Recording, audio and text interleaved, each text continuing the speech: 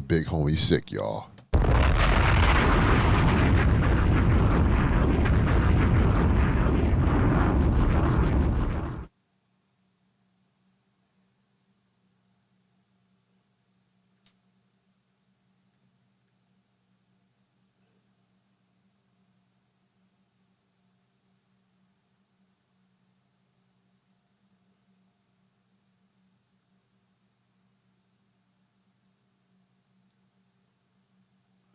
God damn, y'all.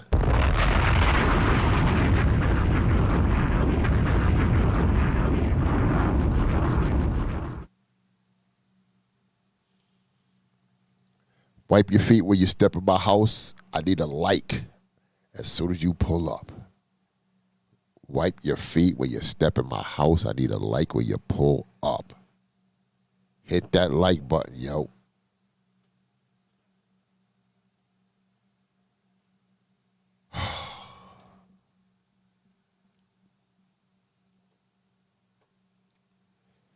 Let's do it. There's no way I could do a prom without. I really like that. I'm nothing like these other chicks. Daddy was a gangster. You had Legos. I learned math from counting bricks. I'm a real hustler. I could show you what to do with money. I would give Finn a key, but she be moving funny.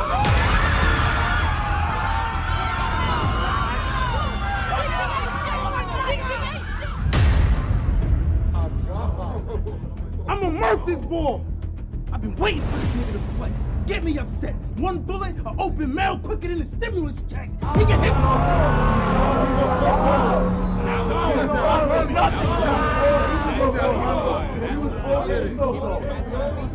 One bullet, an open mail quicker than a stimulus check. He can hit with a tech. After that, I'm getting every one of your crew. I ran down on mailman in the lobby like, nigga, where the fuck my W-2? Without you need a rapper and fettuccine. And there's no way I could do a prom without. Talk to him. What is wrong with him? Respect due to a dog. And if you don't give it, then I'ma take it. Jason mask, light frizz, breaknecks, snap wrist, bang text, facelift, K-chest, make stiff, open her up. Right kid, she'll get hit so hard with this left, you'll see meteorite, spaceship.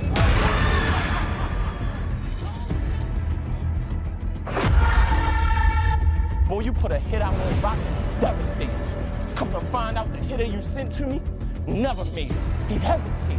When they found murders, man slaughtered. It was premeditated. You talk stupid, split this nigga mug. If I'm ever stealing a bug, there's a pistol in the club. My bitch creep up with something resembling a snub. That was murder. She rolled on the window in his blood, knocked his brains out. Murked him with a 9. He landed head first in his brain matter.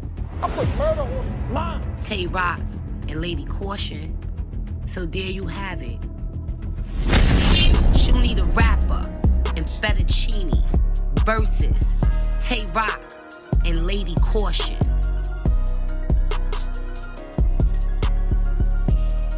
Bad Bunny the Girl, First Lady of the Streets, presents Prom Night. Competition of this shit. Being a warrior. Anybody that think they the best, I'm on the air. Y'all some goofy guys. They only fuck with this whack bitch because it's accent. And they don't get you a little piss that they keep calling UTI. That's how I know you don't know. That's how I know you don't know. All my niggas you never solid. know, okay? My niggas solid. Y'all keep playing that shit off. Why come all these niggas in power seem to go ghost when it comes to saying this bitch lost? James St. Patrick. Yeah, we knew it was drug money, but why you think they brought him to Truffaut to get washed? I'm pissed off. Nobody don't ask for you. They say you're fired when they want to get me mad, bitch. They say you're fired when they want to make me mad, bitch. You forfeit in front of 2,000 And I'm still making it, bitch. What are you doing? Stop acting like your grind matches mine. No one give a damn. There's already a star in a circle, bitch. I'm the pentagram. You better pray. You don't meet the old Carlisa. Nigga say she was devilish. It's like she's possessed. I will slaughter this tuna. Raise a blade to your son's face and neck junior. That was a raw salmonella. Come cold ain't as sick as you. Bitch, ask brings a different level of energy to the stage, and you know what I'm saying? I'm just glad that I finally got an opportunity to make history. No platinum battles, no real accolades, but you the face, I don't want to hear it though. 8 years with this career, that's a worst case scenario. Bars, bitch. 40 bars versus Fonz. Bad Bunny the Girl, First Lady of the Streets, presents Prom Night. Tickets are on sale right now. Don't miss out. This is an exclusive event. A limited amount of tickets will be sold, and there will be no tickets sold at the door. So don't miss out on history. Get your tickets now before it's too late.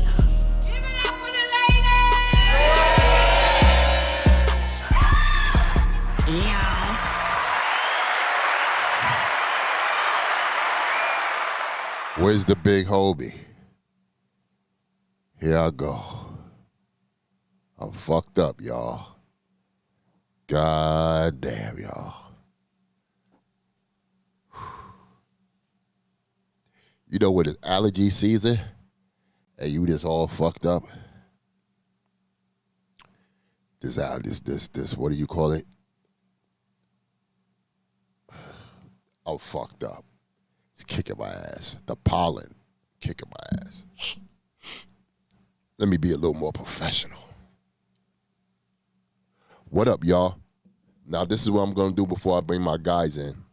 I'm going to test my mic because, you know, a couple of y'all been saying my mic is low. So right now, I'm in my testing mic phase as of right now as we speak. Let me know if this mic is actually up and y'all can hear me. Let me know if this mic is up and you can actually hear me. BD, relax. I see you. You're talking crazy. Also, man, hit that like button. You know what it is. Hit that like button.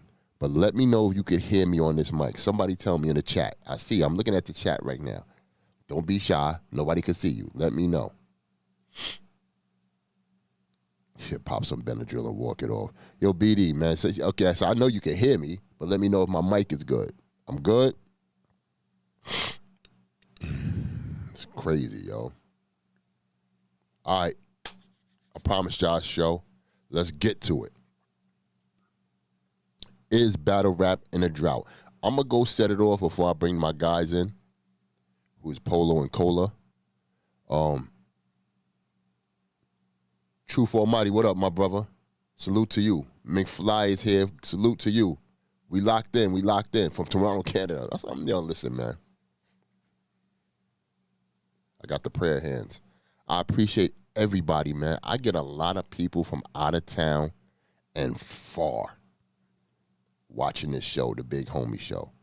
I appreciate y'all, man. Like, you don't know. Like, this means a whole lot to me that y'all tuned in and y'all locked in. The only thing I wish I could do is play music, man. And you know how it is on this YouTube shit. So I might have a Twitch account and get busy and be like a fake DJ and shit and play music on the weekends and shit or whatever. But yeah, I'm ready. I'm set. I got my tissue. You know, I got the bar guys coming up. They're gonna come up soon. I gotta send them the link too. I can't walk and chew gum. Hold on.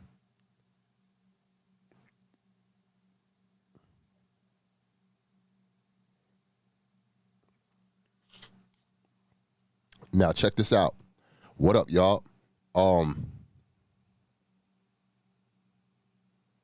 McFly said, listen, I'm a DJ, got something cooking for the battle community. That's what's up, man. Add to the culture, bro. Add to the culture. But yeah, we here, man. We here. This is the thing I gotta tell y'all before I even kick the ballistics on anything else. Come to the Big Homie Show if you really want facts. If you want the real deal, Holyfield, come to the Big Homie Show. I'm locked in. I got resources. I know shit behind the scenes. You know what I'm saying? As you could know, as you could see, I called Beasley and whatnot and gave you the, you know, his side of the story and shit like that. So what can I do? All these other dudes, respectfully speaking, whoever's doing what I'm doing, they high on assumption. Very high on assumption. And that's what it is. When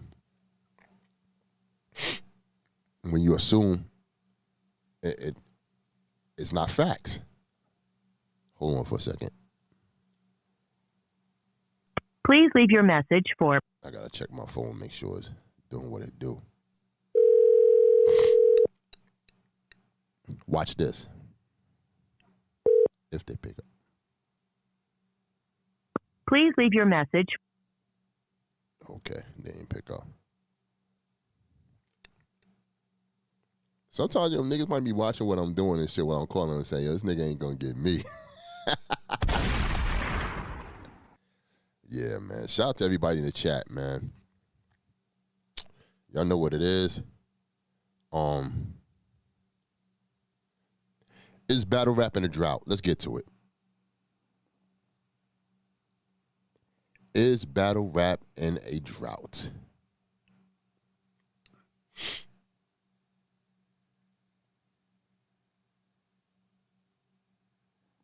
Battle rappers, let me tell you something. I'm a legal and I'm going to give y'all some advice. This is a seesaw industry. We have to separate culture from the actual business. You understand what I'm saying? Because the culture is beautiful, you know, at times it is. It's brotherly love, sisterly love, all that. You know what I'm saying? We're one big community. But let's separate that, the culture, from the business. You understand? And right now, I'm gonna reflect with this on my guys when they get here. But right now, there's no middle ground. There's top, and there's down here. Respectfully speaking, when I say down here, I could even say for my brand, I could be a down here league or I could be an up here league. Right now, you know what I'm saying? I'm gonna plug my joint, Queen of the Ring, prom night, October 29th. That's an up here situation because of the people that's on the card. You understand? But I could have a down here situation for people that's trying to work their way up. Names is names. That's how it go. That's how the business is, you know. You come to see who you want to come to see. That's popular. That you know, that sells tickets. And when I say a drought, I'm talking about now you hear all these things. You hear all these things about URL saying, you know what I'm saying, the budget this and all that other stuff, right? Got a couple of people scared probably.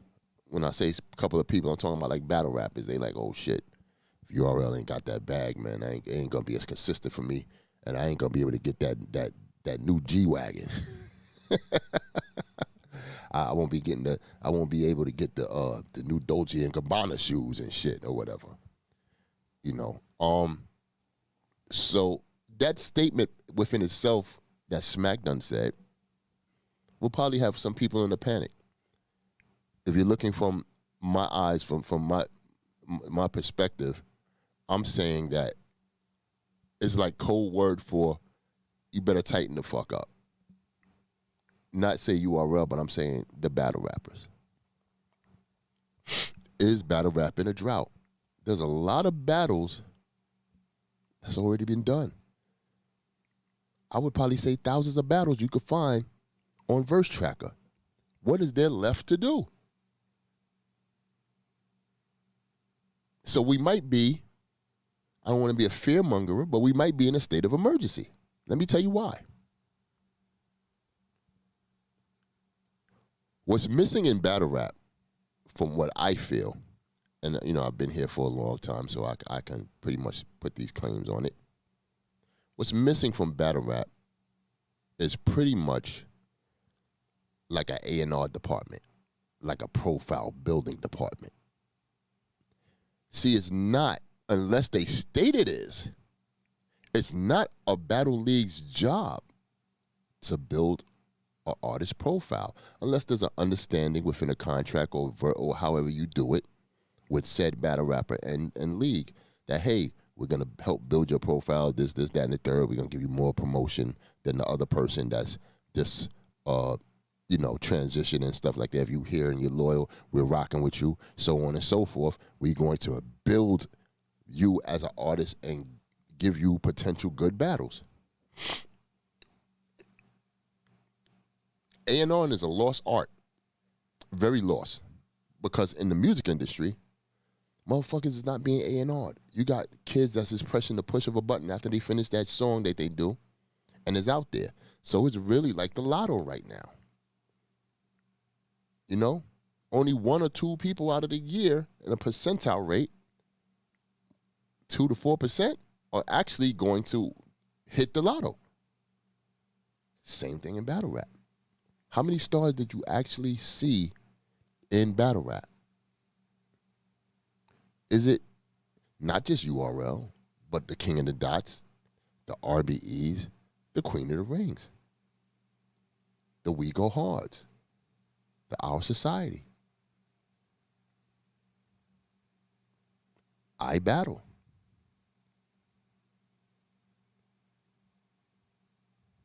Battle Academy, Verbal Warzone? Is it their job to develop talent? Your answer may be yes. Your answer may be no. But dig this. To develop takes a lot of time with said artists. I know one thing for sure is I put in work for a lot of artists to make sure they get to where they get to. Now, hold on, y'all. I'm just sending something to the guys so they could pull up. So,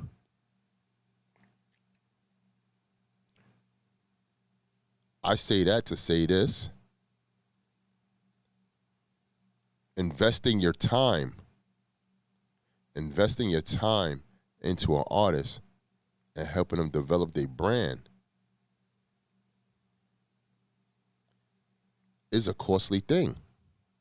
It's time consuming, right? So let me get back to my point. Battle rap might be in a drought because there's not enough stars being produced.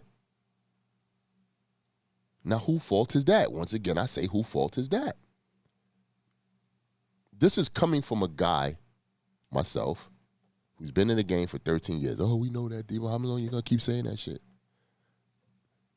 I'm just telling you this because I have the foresight and the expertise and the experience, the 10,000 hours of outlier experience, if you know what an outlier is, to foresee these things. I've been saying this back 2-3 years ago. These leagues better watch out because I suffered through it. I didn't have enough stars to be a consistent league. And people keep asking me. That's why people hit me with the, oh, Queen of the Ring fell off. And say, it didn't fall off. We still here. We still here. What we don't have is a slew of talent that's top notch. Are we going to sit here and tell the truth? Or are we going to lie? What are we doing? So you think that doesn't apply for males in battle rap? I'm not going to say male battle rap. Males in battle rap, you think that don't apply? With all these leagues fighting for a battle, I'm only one league as far as for women are concerned. I don't have too much competition. Well, imagine all these other leagues that got dudes battling back to back, left and right. Do y'all remember within 2012 to 2014, 15, probably 16, there was a battle every 5 minutes coming out on YouTube. Everybody was hungry for it. Every league was trying to get it. Everybody, you know what I'm saying, who had the money was able to get that battle, who had the relationships were able to get that battle.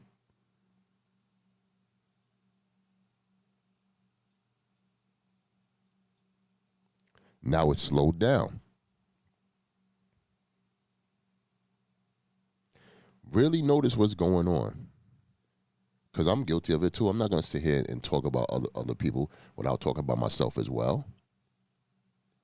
This could be the year of the one-round battles. It started a little bit last year, but it's still ongoing.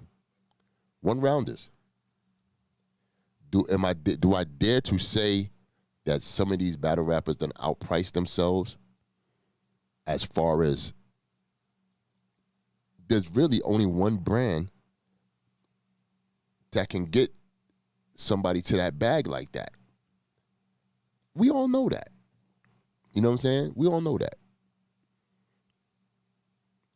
Look at it. Look at what's going on. There's very far in between events going on. Far in between. In the smaller leagues or the leagues that don't have the capital like that are not churning out 3-round battles. Now, shout out to the Riot. I got to shout out the Riot because they're actually showcasing that, good quality cards. They're giving the people what they want, which is dope. Shout out to Gotti KP. And they're exciting the public because you know how it is. When a new league comes through and shit like that, everybody wants to be there to get the energy of the newness, and it's always a Cinderella story. They want to build that league up. It's always been that. It's been that for my shit. It's been that for everybody else's shit. So you as a league get a certain run. For how long? That's on you. Because there was a point in time, and we not gonna cap here. I don't care what nobody said. There's a point in time they'll say, URL, Queen of the Ring is right behind them. We was popular at one point in time where it was crazy. Our popularity was way bigger than was someone getting paid. It was at a point in time where you could say, yo, such and such female battle rapper was just as popular as such and such at a URL or even at a King of the Dot. Right? So, is it possible that battle rappers is it overpriced or outpriced themselves? Whereas you're not going to see a lot of battle rappers get a plate as often as they did. Now, should they bring their prices down and shit like that? That's not up to me to say. It's not. You're getting some real shit right here in the Big Homie Show. I laugh and joke and all that, bombs, shots and all that, but sometimes you got to be serious about certain things. You understand? Because this affects the culture. So, I seen a lot of slander, if you will. Hold on.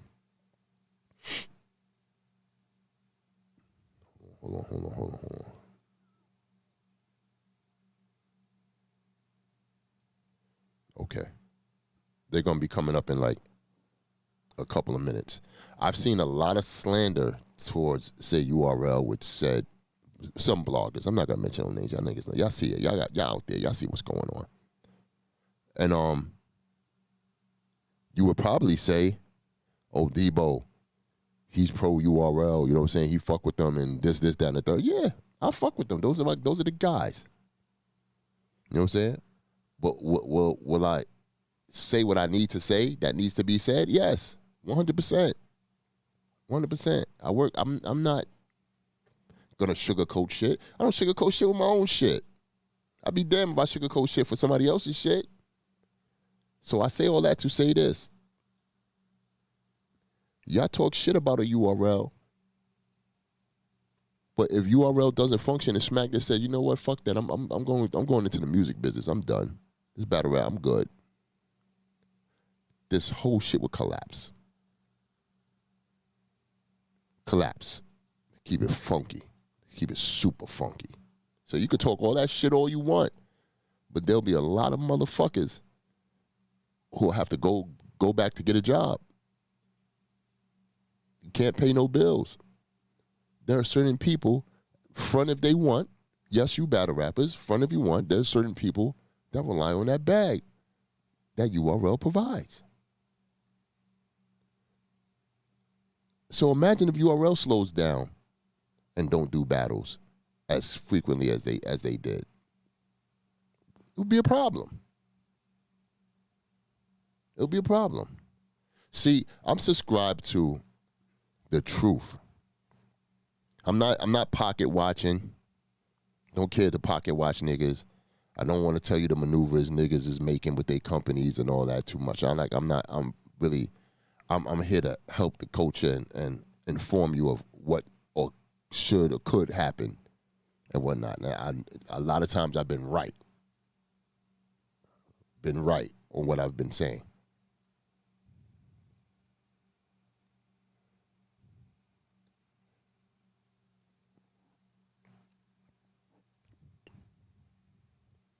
Let me ask y'all a question. Everybody in the chat. I'm gonna watch it, right? Everybody in the chat. Are y'all confident? Are y'all happy with the battles y'all getting? I'm not just saying what you are, bro. I'm just saying in battle rap in its entirety. Are y'all happy with the battles? Are you happy with the stars of tomorrow? Is it lit? Like, I don't know, because there could be new fans of battle rap that don't know even the old school cats. It could be old school fans that's like, nah, I'm good. Like, this shit ain't as what it used to be.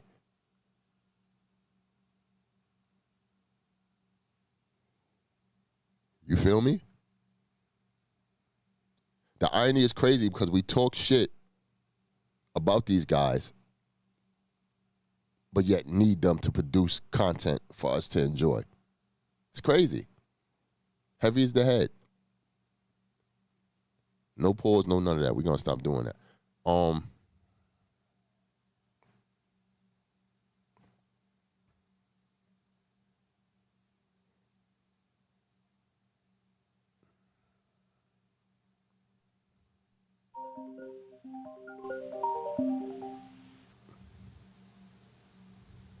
Hold on.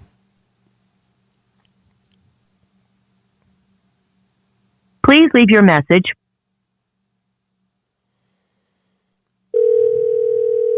Debo, what's up? Is this knowledge? What's the deal? I was on live. My bad when you had called me. Number one, you need to relax, man, because you're on the biggest show in battle rap right now. Oh, man.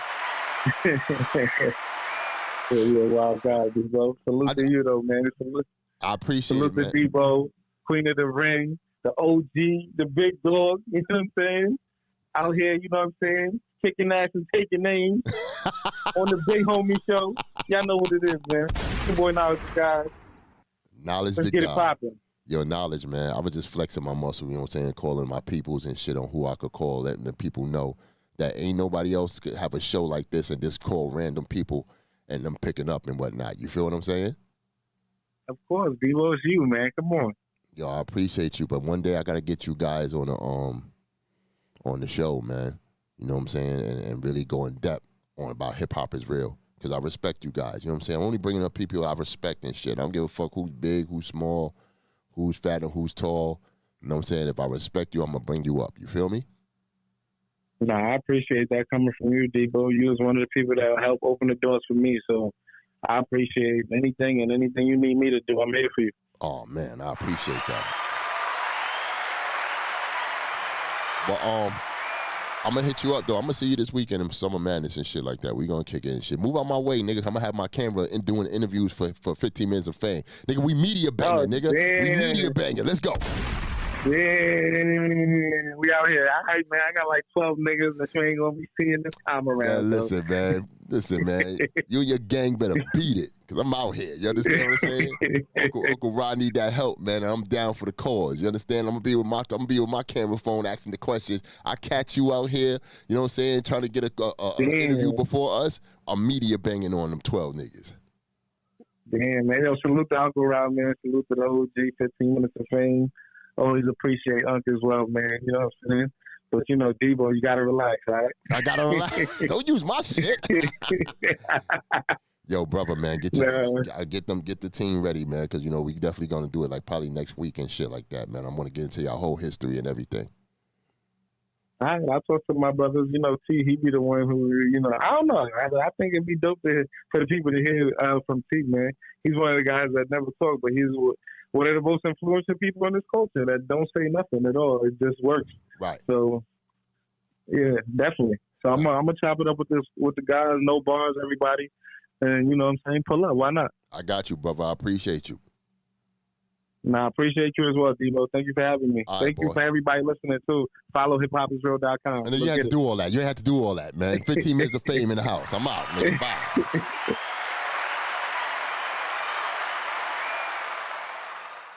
Yeah, man. Shout out to Knowledge, man. You know what it is, man.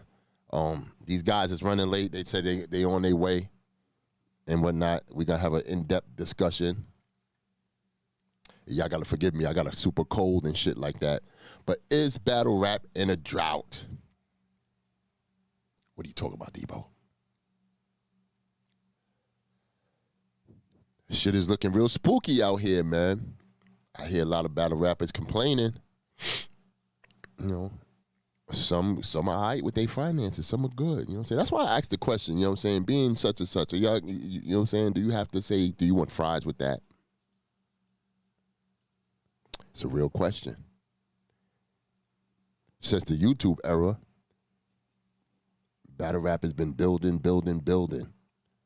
Now motherfuckers get paid. Yo, battle rap, motherfuckers get paid like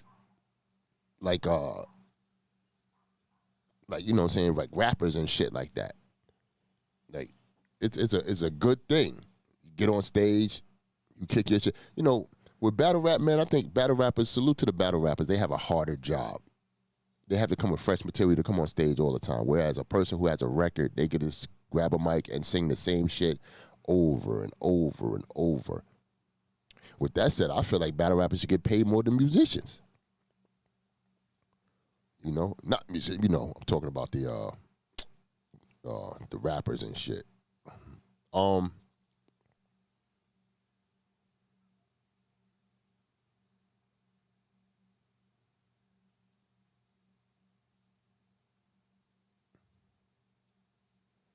Hold on.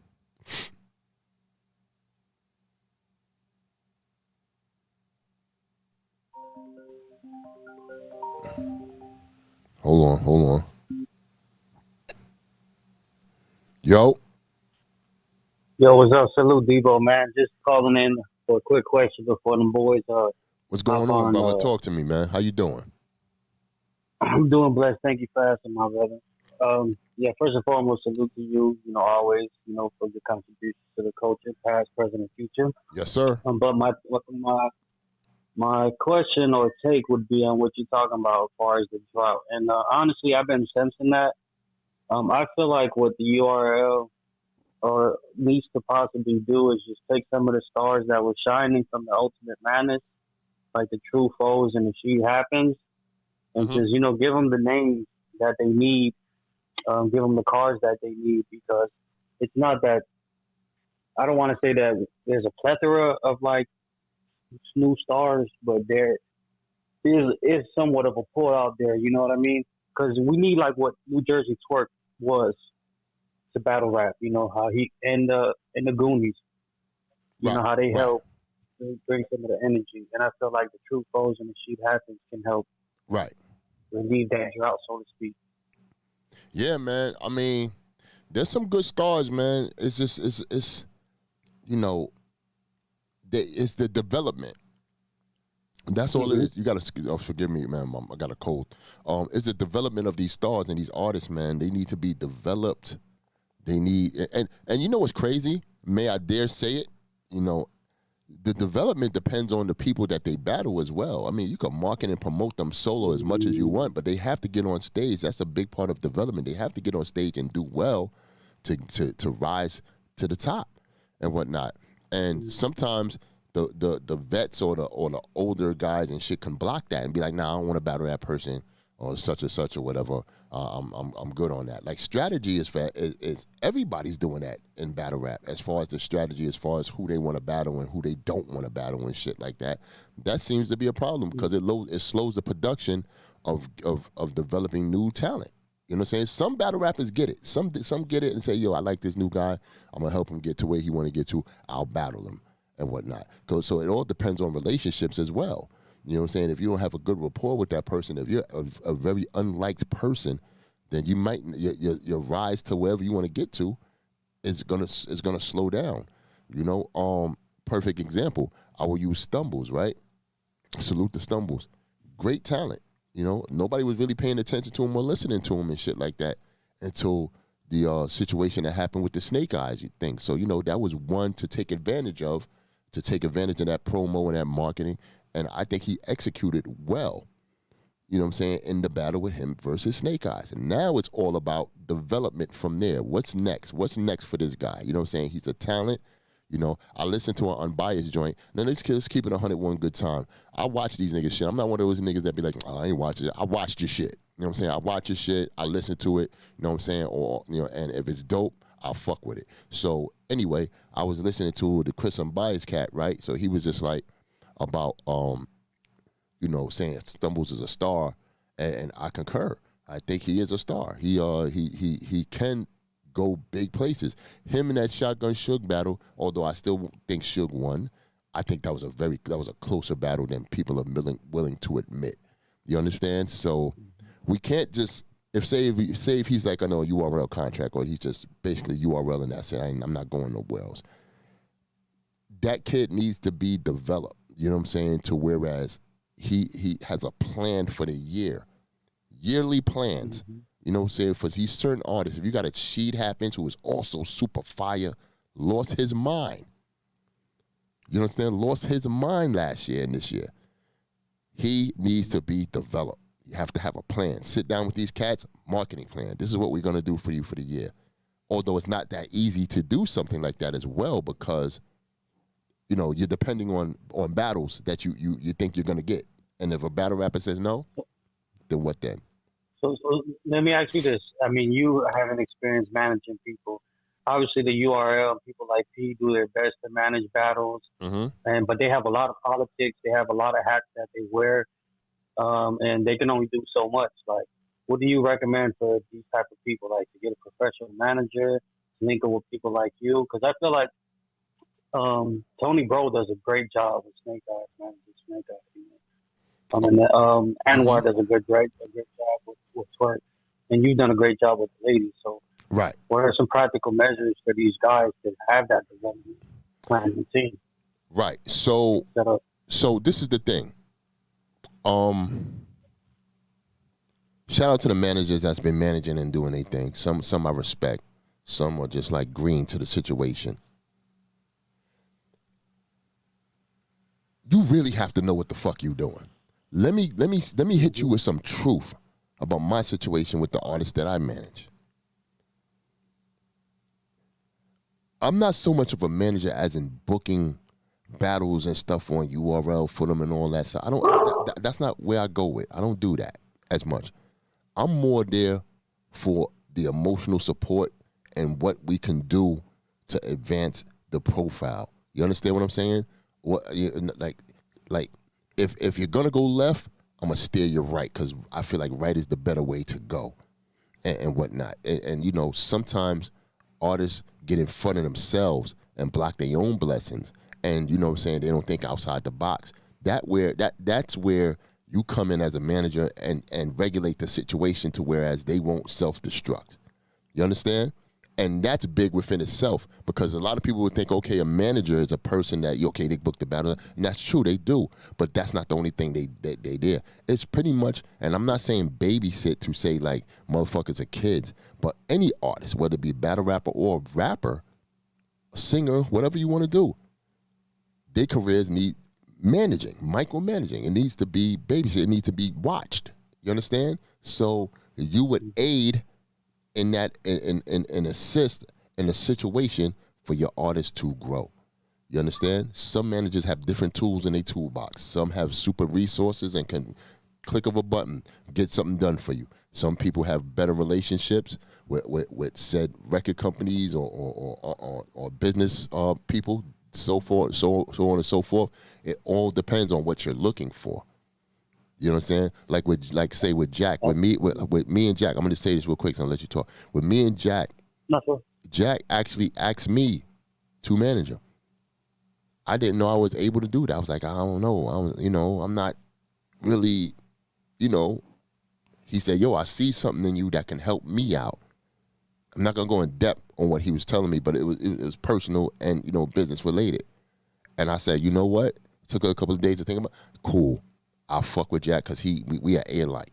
We both crazy, but at the same time, we're we smart at what we do. So, I think outside the box for him. He calls me for that advice. Yo, big bro, what you think? Boom, boom, boom. But I tell him, yo, this is the route we going. All right, let's do it. And you know what I'm saying? From there, and I've always given him credit for his own shit he put on. I just came in and got in the car with him and drove to the destination that we trying to go. So, that's pretty much it and whatnot. So, I'm sorry, what you was gonna say? No, most definitely, man.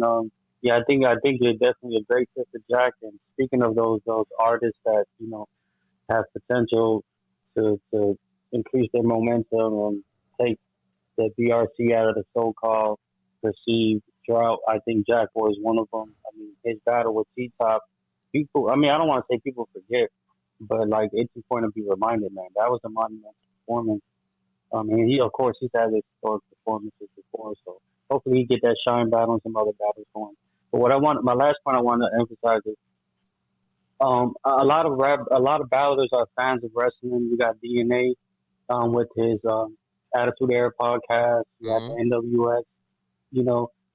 I think what happens is, I think what a lot of battlers need to start doing is embracing their character.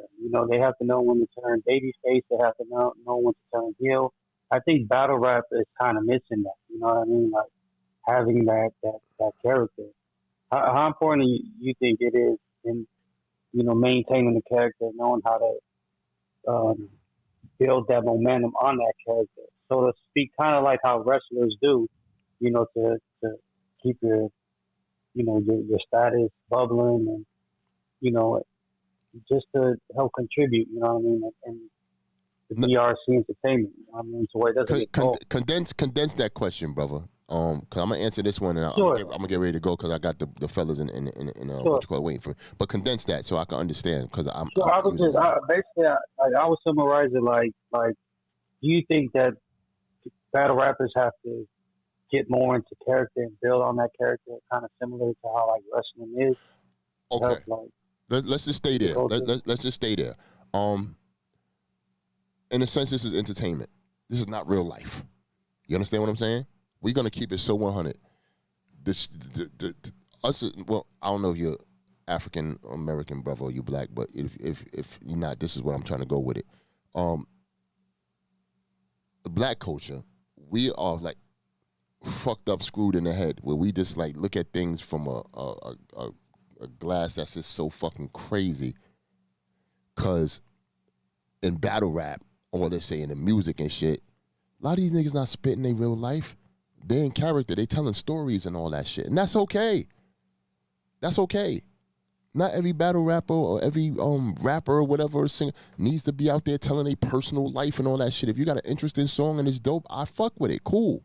Just don't try to portray that person and make me think I'm going to believe that. You understand? Battle rappers can be a character. You know what I'm saying? You think Busta Rhymes is in his house going, yeah, what's up? Yeah, this is Busta Rhymes, yo. Nah. He's not doing that all the time. He's taking Busta to the 10th power when he's on the stage or when he's in the booth doing those records. You understand? You'd be dumb to believe Busta Rhymes is out here eating fucking Frosted Flakes. So, yo, these Frosted Flakes is good, yo. I need some milk. Come on. Yeah. Like, like, come on. You understand? So this is entertainment, man. One thing about, I'm going to let you go, but I just got to say this one thing. One thing about the fans or supporters or whatever you want to call them,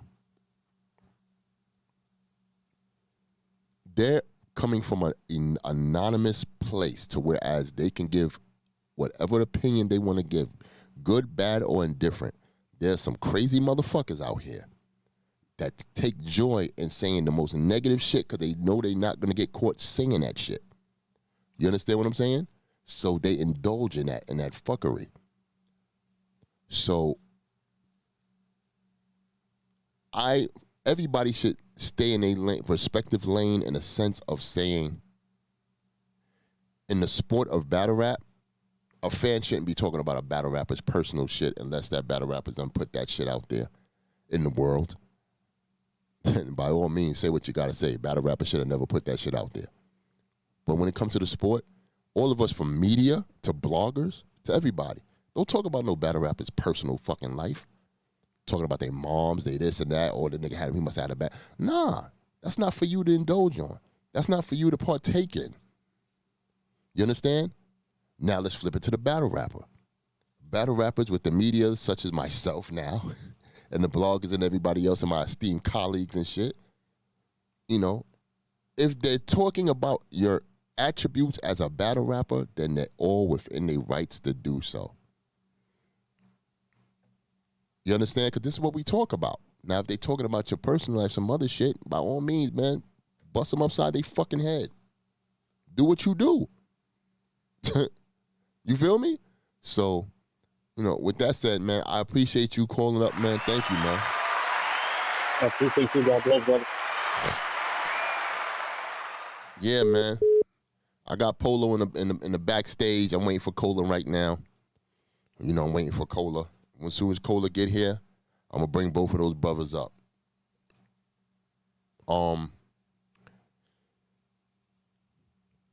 That's what it is. Yo, look at my Cash App, man. I'm not rich. Y'all stop that shit like I'm rich or something. Put something in my Cash App. Thank you to Hardcore Flavor. My man Hardcore Flavor. He always supports me. I appreciate that you put in my Cash App. Dope. I wanted to call you personally, but hopefully if you're hearing this show, I appreciate it. If not, I'm still gonna call you anyway. But is battle rap in a drought? That's what we're talking about. Everybody save yourself. Save yourself.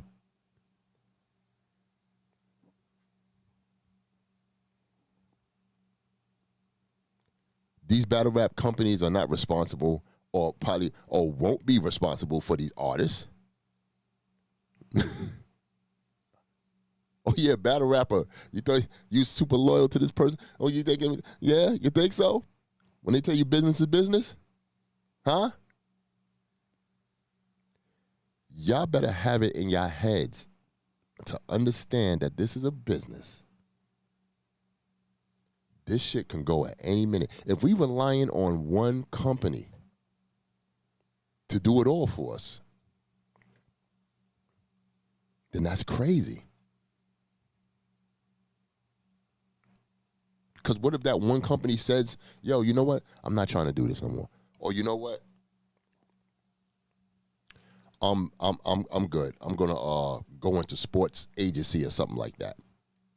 I'm not saying that will happen. Like I said, I'm not trying to fearmonger y'all.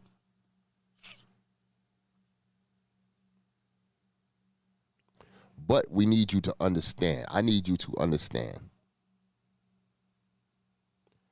The ebb and flow of battle rap is about to change. It's about to change.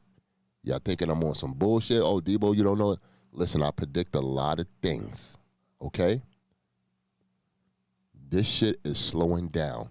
And it's not slowing down because the battle rap companies. It's not. You can't blame the battle rap companies. We ain't got a slew of artists out here. That's fire.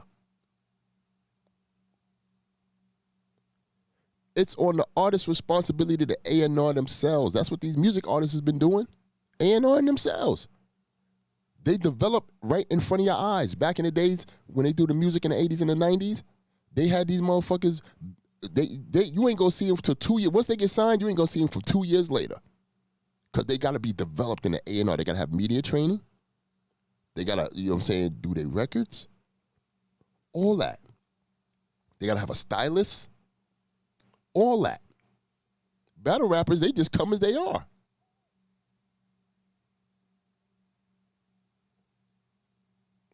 Hold on. Let me send this link. I'm on my shit right now. If y'all don't believe what you know what I'm saying, what I'm telling you, that's on y'all. Battle rappers come as they are. They come dressed as who they are. There's nobody there to tell that battle rapper, you look horrible.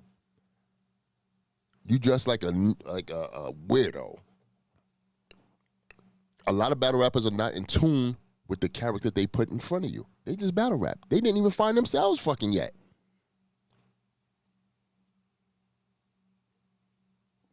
A lot of battle rappers that are stars right now got a lot of help from people, the companies that stand behind them.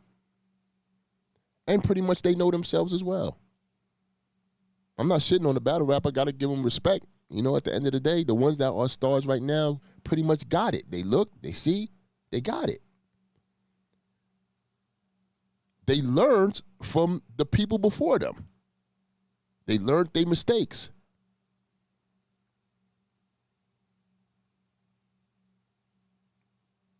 You understand what I'm saying?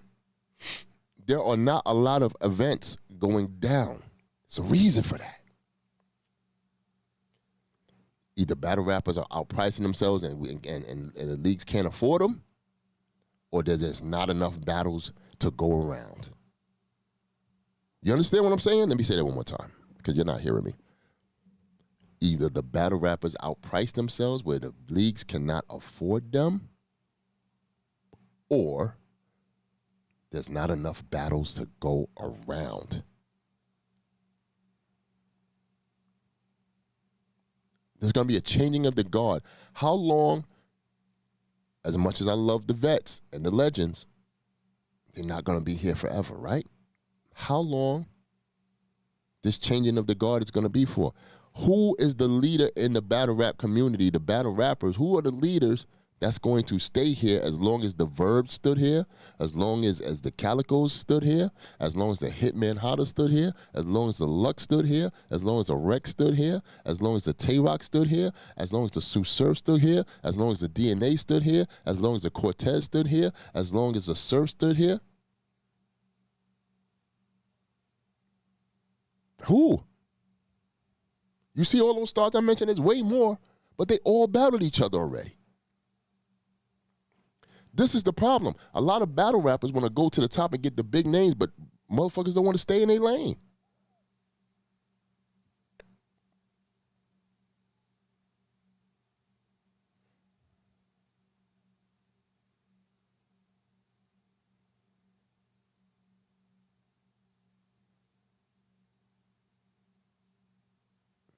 Motherfuckers just don't want to stay in their lane.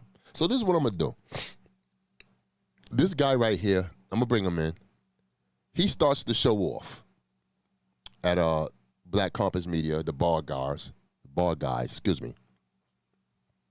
He sets the tone for the show. A show that I liked. That I like. Fire. Let me bring him in. Shout out to my man Polo. Yo, what's goody? What's up, sir? How you doing? Hey, shit, man. What's up, man? We here. Are we the ball guys right now? Because, Cole ain't here yet. Are we the ball guys? Yeah, man. Cole on his way. We definitely the ball guys right now. Okay. Okay. Well, how you doing, sir? How's your day so far? Shit, man. Everything good. My internet was a little messed up. I had to wait for Verizon. I had the people fix it, so that's why I'm a little delayed. Let me ask you a question. You think your fucking background is better than mine? You think your background is so lit, my nigga. You need to relax. You got a green screen. That's cheating. Yo, nah, it's not cheating. Relax. Nobody knew I had a green screen. You ain't had to say that. Stop taking shots at me, man. Nah, I like the green screen. It's just cheating, though. My man Polo in the building, man. What's going on with you, brother? Shit, I'm ready for Summer Madness, man. It's gonna be a great weekend. You know what I mean? Rest in peace to Pat Stay. I feel like it's gonna be high energy, good vibes, man. So it's definitely gonna be a good battle rap weekend. For sure. Yo, Polo, man, we gonna get into a real in-depth. This ain't no tomfoolery show today. Come on, man. I'm Mr. Serious. Listen, this right here, I asked, because I'm we gonna get into it, but hopefully Cola gets here, say respect to Cola, because he has some grown man personal shit to handle, so I can respect that. But you just as good. You want half of the ball guard. But hold on, I can't do it though, Polo. What happened? I gotta bring my mans in. I gotta find him. Where he at? Okay. Who? There you go. Yeah. We here. My bad, D. We here though. What's up? What's up, man? Yeah, what's up? Here I go. Where we at? Let's go. We here. What's up? Bar guys in the building. The bar guys is in the building. The bar guys is in the building, man. Salute to y'all. Here we go. Let's turn it up. Number one, shout out. Number one, I already gave Polo his flowers. Shout out to my man Cola. If y'all don't know, me and Cola had a joint. Me and Cola had a joint called Bars and Brunch. You know what I'm saying? That's where I first met him.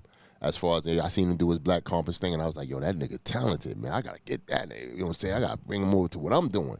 And what I did it out of respect. I called my man Tony Bro because I know he was doing the Black Compass thing, and I said, yo, Tony Bro was like, yo, what you talking about, Debo, man? Handle y'all business, man. Tony Bro, one thing about Tony Bro, man, he ain't no sucker. He don't block shit. He a real one. You know what I'm saying? So he definitely showed love, and I came to Cola, and Cola said, yo, let's do it, man. And, not for nothing, Cola showed me a lot of things and gave me a lot of ambition and energy for me to do what I'm doing right now. That's the Big Homie Show. And salute to you, Cola. I appreciate that. I appreciate that, Debo. You already know. First and foremost, I want to say salute my team, Black Compass Media, Tone, Polo, Posey, Driz. Salute you, Debo, for the communication we done gained together. You know what I'm saying? I also want to say rest in peace, my dog Lily. 1 year since she been gone. The Discord, y'all know what this mean. And free my dog Henny. Good Guy Gang Army, we here. Let's get it, Debo. Let's turn this bitch up. Is battle rap in a drought? I've explained it to the fans and to the people. What I said is what I said, but what y'all saying is going to be what y'all saying. So I'm saying this. I'm gonna give you the cliff notes of what I've said. I said battle rap is in a drought because there are far in between events happening, and there's not enough battle rap stars. And at the end of the day, URL can't do everything. You understand what I'm saying? So they're even slowing down in the events and shit like that. So if you look at the scope of battle rap, there's a top and there's a bottom. To me, there's no in between. You understand that there's no disrespect to the people that's doing anything that I consider the bottom. When I say consider the bottom, most leagues can't afford a battle rapper due to being battle rappers outpricing, you know what I'm saying, their situations. And you see a whole lot of one-round battles for the past year or so going on. You understand? Mm-hmm. And that affects a lot of things because back in the days, we hated one-round battles. Everybody wanted a good 3-round fight. Now we accepting the one-round battles like, yo, you know what I'm saying? Fuck it, I'll take that. You know what I'm saying? Like, it is what it is. But I'm going to let y'all go. Battle rap, I feel, is in a drought because of those things. Y'all take it from here. Sure, you want to go, Cola? Or you want me to go first? Get your shit off. Ball guys. Right. I mean, so I could kind of see from both sides. You know what I mean? I can see from the league owner side and I can see from the battle rapper side. But I do feel like even Smack announcing that they doing budget cuts is like it's like should be an eye opener. Like, you know what I mean? Like, I feel like everybody overpricing right now, and I feel like because you overpricing, and you feel you feel like you might not be getting what you deserve. But the overpricing is kind of what's killing it because now the leagues can't really afford to do events every month because they gotta pay a fee to book this guy. So I just think if they could find a way to figure out the pricing and negotiate it where they could get it right, then battle rap will sky off. But I feel like right now that's one of the reasons. Now, Polo, there's a difference between overpricing and outpricing. You said overprice. I'm saying outprice. The reason why I say outprice is because outprice. Yeah, you're right. That's better wording. I don't want to say I can't tell. Yeah, overprice because you don't want to tell somebody they worth. What they worth, right? So outpricing meaning league. You tell a league, yo, give me 10K. You know what I'm saying? We running. A league probably don't have that 10K for you. You understand what I'm saying? So you done outprice yourself out of a battle where somebody got in place of, and they got like 5-6K instead of the, you know what I'm saying? So it might work like that for some people. Some people are fine with that. That's cool. You understand? But you won't see that battle rapper, you know what I'm saying, that has that 10K price as often as you would like to see it due to these things and stuff like that. So, Cola, what you think? I tell you like this, Debo. What's really going on here is everybody just don't want to keep it real. A lot of us is new to business. All this money coming into battle rap, as much as it ain't millions, and people say you need more money in battle rap, think about it. For certain people, this the how from 5,000 to 8,000 to 40,000 and 50,000, Debo. That's a big gap. Mm-hmm. Think about this. Even as much as we say battle rappers should get more, somebody that's gaining 25,000 to 30,000 in 4 battles, you done made somebody's parents' salary. Respectfully, 100,000 ain't even an average person's salary. So as much people be talking money, there's a lot of people out here that's on these, different type of programs and stuff that's only bringing in $20K a year. Why you think it's low income and stuff like that? So you got to really think about it on the scale what it's doing for certain people and not everybody. But again, with that being said too, with them everybody not knowing the business, Debo, you got these people that say, Debo, you my mans. If I call Polo and say, Smack gave me 25 about what you call it.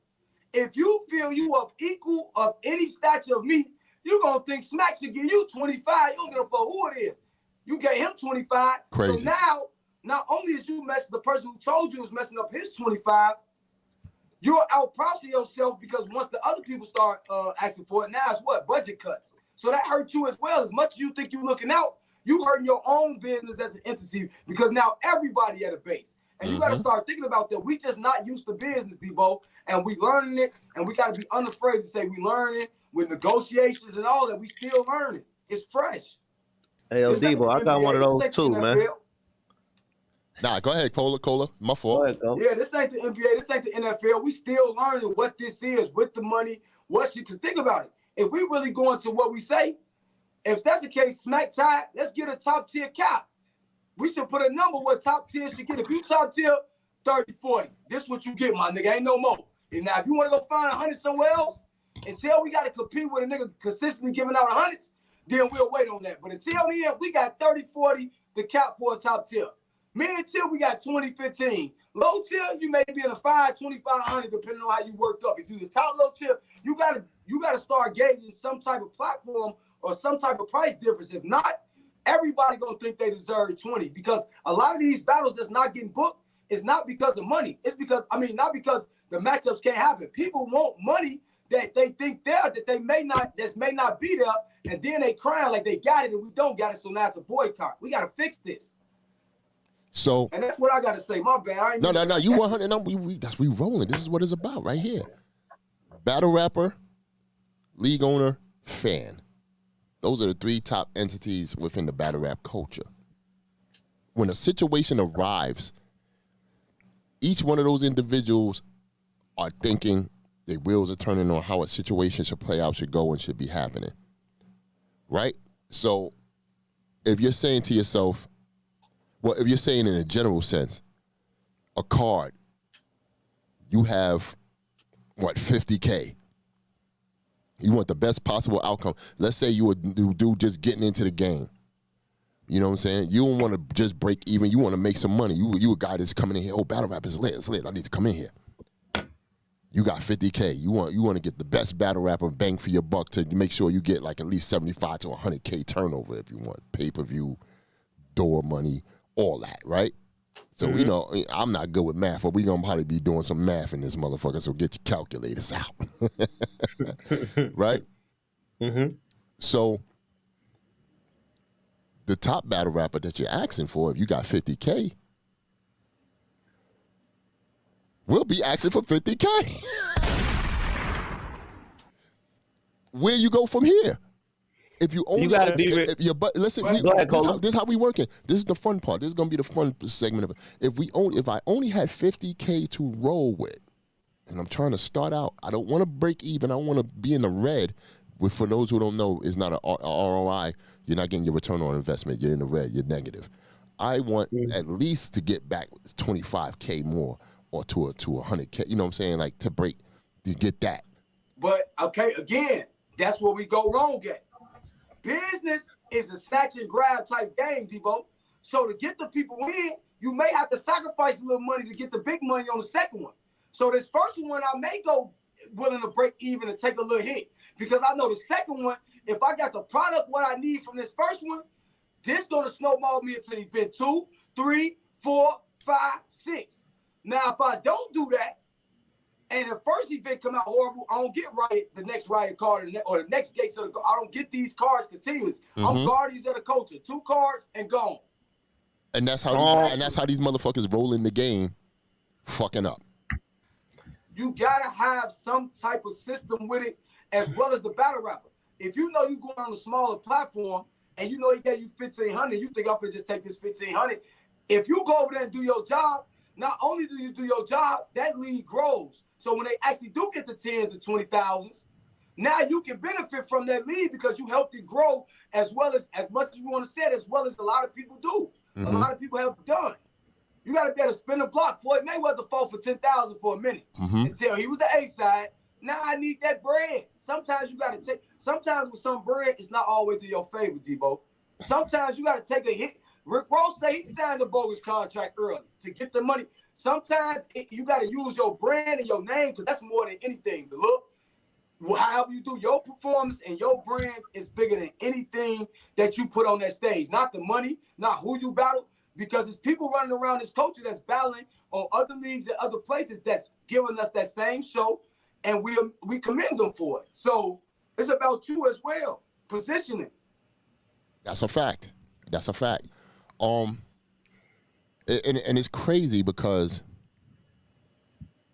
when I say drought, it's all about that budget. It's all about that money. Could the word budget be a code for, yo, you battle rappers better slow the fuck up? We ain't got it like that right about now. Y'all better chill. Hold on, Cola. We ain't giving you. Hold on, Cola. Budget cut. I got to just hold that. I want you to say that again, but just shout out to my man Mav Hoffa. Appreciate you. Oh, Hoffa, what up? Hoffa's in the super chat right now. That's my guy right there. Hoffa's in. My nigga Hoffa, what up, Brooklyn? Hoffa's in the super chat right now. He says, hold on. He said, just checking in, Debo. Salute. By the way, there should never be a set price in battle rap. Get what you're willing to negotiate for. Okay, cool. But, Mav, I say this. If battle rappers, if the league owners set that and that's what the rate is, this what I got. A company can say that too, like a store got $9.99 t-shirts. You can't go say negotiate for $7.99. This is what we got, my boy. Now, I ain't saying you do got to take that, but if they want to slow down the current of me knowing Mav got 50, knowing I'm not a Mav Hoffa type battle rapper, and I go ask for 50, I'm fucking the game up, bro. Because I'm asking for what Mav get, and I ain't nowhere near close to that. So I got to slow some of these newcomers, even if it ain't for the legends and the veterans. We got to have some tiers of money to gauge for these brothers to be able to take care of themselves a little bit, but still know it's standards you got to raise in this as you start asking for this money. So we going to do this. Polo. We going to change our name from bar guys to the inside guys because we know a couple of things. We definitely know a lot of things. Let me ask you a question. Do these new cats that's coming up and whatnot, do they kind of like be bugged the fuck out and set their prices all wrong when they come in the game? Or do some of them actually do too many? I don't think it's the new guys. Or do actually some of them, the new guys, do too many free battles and don't know when to be like, nah, I'm charging this time? I don't really think it's the new guys, man. I think the problem that from what I'm hearing and stuff, I think it's just, you know what I mean, the older guys, they feel, you know what I mean, they trying to get them back for what they ain't get from before. So they feel like they overcharging a lot. I don't really think it's the new guys, to be honest with you, because I honestly think they should showcase the new talent a little bit more, like for any, but not just URL, for any league. Like, I feel like if you want to really have a successful like business plan, you got to start from the bottom. You got to build up your talent, and you got to sometimes understand that, hey, if I do this card like this and I don't have no names on it, I'm probably not gonna get the amount of views I would have got if I would have had this guy on there. But you taking a chance to build something for the future. So I think the new talent play a key into that. But I don't really, from my personal knowledge, I don't think it's the new talent. Okay. Well, okay. So what about this? Battle rap is in a transition to me, is how I feel. All these other cats that's kicking ass and taking names, like I said, the She Happens, the Stumbles, you know what I'm saying, the so on and so forth. My memory is not good, you know what I'm saying? So I named the ones that's sticking in my brain right now to put it out there. Yeah. You the big homie. Yeah. So right. So we looking for them to ride us into the next wave. You understand what I'm saying? Because as long as I've been here for like 13 years in the game and shit, I've been around the YouTube era. There was another era before the YouTube era. There was Fight Club and, you know what I'm saying, and all this other shit. But now we in the YouTube era. Have we outweighed our welcome, like outstayed our welcome? Like, there's going to be a new evolution for battle rap. Right now, we've been in this shit for the YouTube era for a long time. Now they got the app. You know, URL's doing their thing with the app and all that shit, which is dope. You know what I'm saying? They trying to get away from the third party, which is YouTube, to make their own fucking money, right? Cool.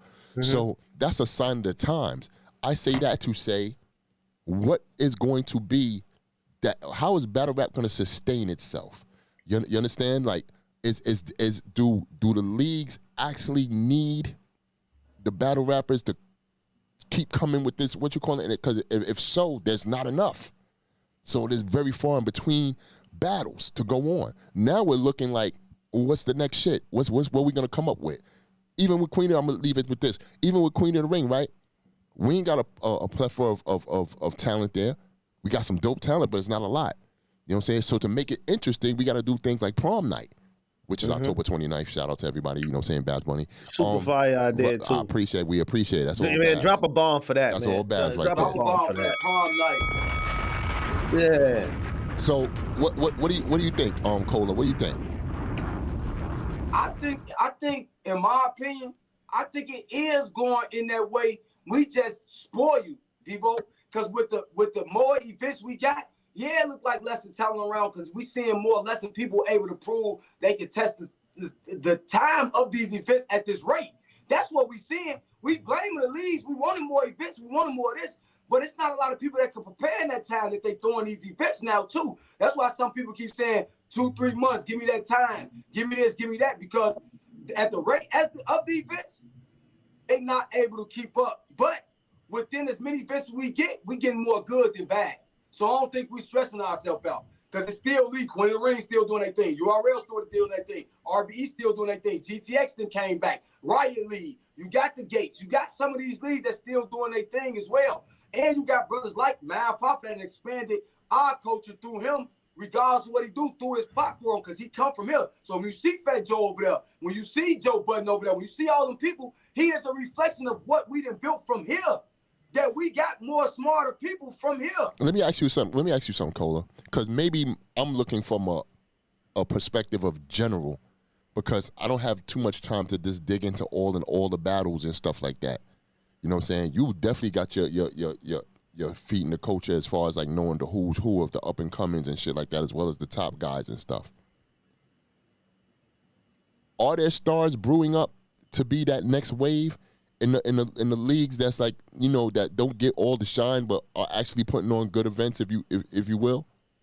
I think it's a couple stars coming up, and I'm gonna tell you this, Debo. Think about it. When the stars come, when we first see them, it do look like it's a bunch of them. But as the classes go, only the strong weed they self out. Think about when Ill Will no class came, John class came, who else? Briz and T-Top class. A lot of them guys gone, and it's gonna be the same with this stuff. You only gonna find maybe 5, bro.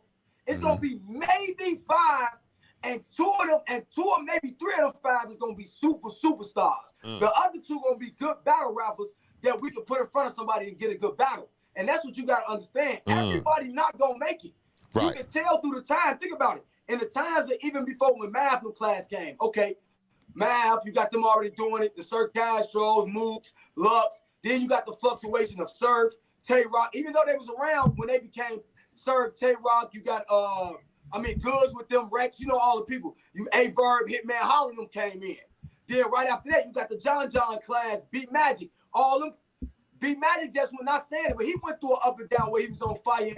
Everybody not gonna be at Young Ill from that class. Everybody not gonna be able to sustain that type of star power. It's what you do, who you align yourself with, the credentials, and what you do when it's time for you to show it when it matters. I don't care what you do. We don't really, respectfully, it's fucked up, but we don't really care what you're doing on the backyard boogie unless you get enough that same showing. When JC went on his run, you know what we said? Get him back on URL because he was giving us that same showing. Math, again, I keep using him because he was another one. Said, oh, y'all don't want to book me? I'm going on a run. Clips did it. DNA did it. Sometimes you got to revitalize yourself. But the showing that A-Ward does it very well right now. Right. He ain't been on the world's biggest stage, but he's able to get those type of people from a potato chip like Polo say to a top name, win, lose, or draw, and still be A-Ward. That's the power. But let's talk about them, though. Let's talk about the ones that don't be mentioned or not as big as the top guys and shit like that. This is what I'm in fear for when it comes to battle rap. I don't see a lot of battles that I'm super interested in from if unless it's like, you know, some shit that URL is putting together or say, you know, because I watch all the guys. I'm not gonna be biased and shit like that. I watch all the leagues. I'm not gonna be a sucker and sit here like I don't watch them. I watch them motherfucking. You know what I'm saying? I'm still a battle rap fucking fan no matter what the fuck I do. You know what I'm saying? I want to see the next big star. I want to see the person that's going to come out the gates and be that next big person. I used him as an example early on in this program with Stumbles. I said, yo, after the Snake Eyes and Stumbles situation and shit, Stumbles became, you know, he found his moment. It was there. You understand? And the reason why I keep referencing this situation because I don't see a lot of moments other than, hold on, Sheed. Give Sheed a hell of a, like, Sheed is, you know what I'm saying? Even though Swamp gets busy, Swamp was Swamp back then. He was, you know what I'm saying? He found his niche. He was Swamp already. He just got into a tournament and started getting busy and beating bigger opponents and shit like that. That's what we like, not say surprised, but, you know, impressed with. But I'm talking about, like I said, you know, like those two cats I mentioned prior, the Sheeds, like the Stumbles and shit like that. Like, I'm looking forward for these guys to get bigger matches and do big things and shit like that. You know what I'm saying? So when I say it's battle rap in a drought, that's going to be hard to pull off to get those matches if they don't get them motherfuckers. Come on, Polo, what you think? Nah, I agree with you. I actually, you spit some facts right now. I'm just listening right now. You spit some facts. So, but I mean, I ain't gonna front though. It has been other leagues that still throw, like, I'm not going, like, the Riot just threw a fire, one of the Battle of the Year probably. Facts. With A-Ward and Rum Nitty. You know what I mean? RBE has some fire little battles here and there off their cards too. So it has been some fire stuff this year. I will say that in terms of battle rap. It's been a good year. Cola, it's been a good year. Cola, can a league like the Riot produce stars that we're going to be interested in? Yeah, they can. I think they already started fluctuating that with the people like Dev. Dev been around, but when we really start paying attention, Real name Brandon. Him versus Trufo. You got people they already been dealing with, like Hansel, like my boy, Real name Brandon. Real name Brandon. They ride guys. What's my other boy just battled? He did very fucking well, man. You already saying URL plant. Stop it. Yeah, next. My boy NXT. Exactly. They got people over there because even though they URL, remember, they was over there bumping and getting it cracking before they got over here. Hold on, Cola. Polo, what worked for Next that didn't work for him in URL that actually worked for him in the Riot? Because I see they talking about the kid again. You know what I'm saying? He didn't really pan out as much on URL platform, but I see he's getting his groove in the Riot. I'm not saying the difference between the leagues, but like what's well, I think he stayed consistent, you know what I mean? Because the problem, what happens is, the problem with a lot of the new guys, they'll go on a run in URL, they'll lose a battle, and then the fans turn against them, and then they can't handle it, and they'll fall off the face of the earth. But I feel like in his situation, he kind of took the criticism of him sounding like whatever, they called him a fake Rum Nitty, or whatever the case might be, took the criticism, and he just stayed to it. And he just had a great performance in battle rap. The beautiful thing about battle rap is, as much as people might disagree with you, as much as people might not like you, the minute you give them an A1 battle or you give them a great performance where they can't believe it, they'll forget all of that. So I think with him, he had a great performance with Mac Myron, and that got people like, all right, he's focused now, he back, like he good now. So I think all it takes is a great performance, really. Mac Myron. Another one that's a great, you know what I'm saying? Forgive me, Mac. I should have mentioned your name. I do apologize, but he's so fire. You understand what I'm saying? And it's like we're trying to. Here's the thing too. We're gonna keep it so 100 on my fucking show, nigga, because I don't give a fuck. This is the thing. A lot of these cats, unfortunately, don't like take their profiles to the top if they're not on a URL platform. You understand? Whereas a person like A-Ward would get all the accolades, but we're going to keep it 100. With A-Ward, the storyline is he don't want to be on URL if he's not getting this person, that person. So it makes for a nice storyline. So everybody's, you know, saying, speaking about A-Ward because of that type of deal. You understand what I'm saying? So my thing is this.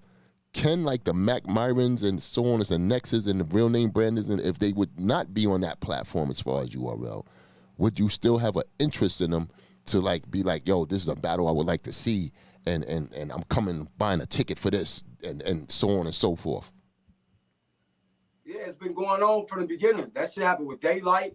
That shit happened with it's a couple people that happened. It happened with Low Soul to a point. It happened with a lot of people. But one thing you gotta differentiate with A-Ward is this. He's battling the top niggas that come put on shows with this and put on top shows with him every time they leave. So that start making your argument like, hold on, URL. He going there have a fight with Nitty. Y'all got him arguably beating Geechee twice, and y'all, man, I'm saying for the fans, I got him 1-1. But in arguably, they all say consensus win. They say it win, lose, or draw. Again, his showings. Like, think about this, Debo. I just said this on Spaces. Everybody talk about wins and losses, but nobody asks the how. Like, you can lose. Explain that. Relevant, but it's how you lost. Like, if I go in there, Debo, if you beat me, but we have a classic, it don't hurt me. And because my momentum is going to beat your win. Even though you a veteran, I'm the up-and-coming with momentum, and I just went in there and fought with one of y'all greats. We think that happen, even in the battles in maybe 1 or 2 champion of the years Geechee won. It's battles we feel like he lost. Well, people say, nah, Arsenal got him. But if you go back to that battle, you like, oh, no, bro, that nigga was in there rapping. And wins and losses, if it ain't a tournament, it's only opinion. So now we, instead of eliminate wins and losses, how we get to our denominator, what we get to is the how. How did he lose? Did he maximize on this opportunity when we argued for him when he got there? Did he do this? It's the how you lose, bro, and it's the how you win. You can win nasty and nobody gives a fuck. It's the how. You know what I noticed? A lot of people are going with the app stats versus whatever that's going on YouTube. I see the app stats on URL app is a little more important than it was back then. Some people like I'm 7-1, or I haven't lost my battle since five battles ago, or you know what I'm saying, like things like that. How important? We haven't talked about this in a long time. You know what I'm saying? How important is the app as of today? And can it be revolutionized to be the next thing in battle rap if, say, YouTube is just dead in the water? That's what I'm asking. You said how important is the app? How important is the app today due to the stats and all that's being like talked about more than ever now? I mean, the app is very important because that's where like URL to a majority of the fans is considered the premier platform. So if the premier platform is on an app, then I mean that's where most of the fans are going to see battles. So you gotta weigh it kind of high because that's where a lot of the fans are going to see battles. Cola, you think you think the media, bloggers, and all that, we need to see those battles in order to continue what we're doing as quote unquote journalists and shit like that? Because a lot of these quote unquote bloggers front on the app as if they don't got it, they not watching it and they whatever. Debo, that's my whole point, Debo, and that's why I went to my shit when these people be talking crazy. I'm gonna break something down to you, Debo. We on a Big Homie show, right? That's right. We on a Big Homie show, and I'm gonna break something down to y'all. And Matt, this is what we got in 20, right? When you go to the app in 2019, you know how many app battles dropped, Debo? See, people just talk, but we got to go with numbers, history. Let's do it. See, a lot of people pay for shit and buy shit every day that they don't support, but everybody say they want to see the black people support. This is something black-owned that they put out $8, ain't going to cost you nothing. You already see the battles anyway that you complain and want to see. If you really that interested in the battles, go to the event. But let's go to it. 2019, bro.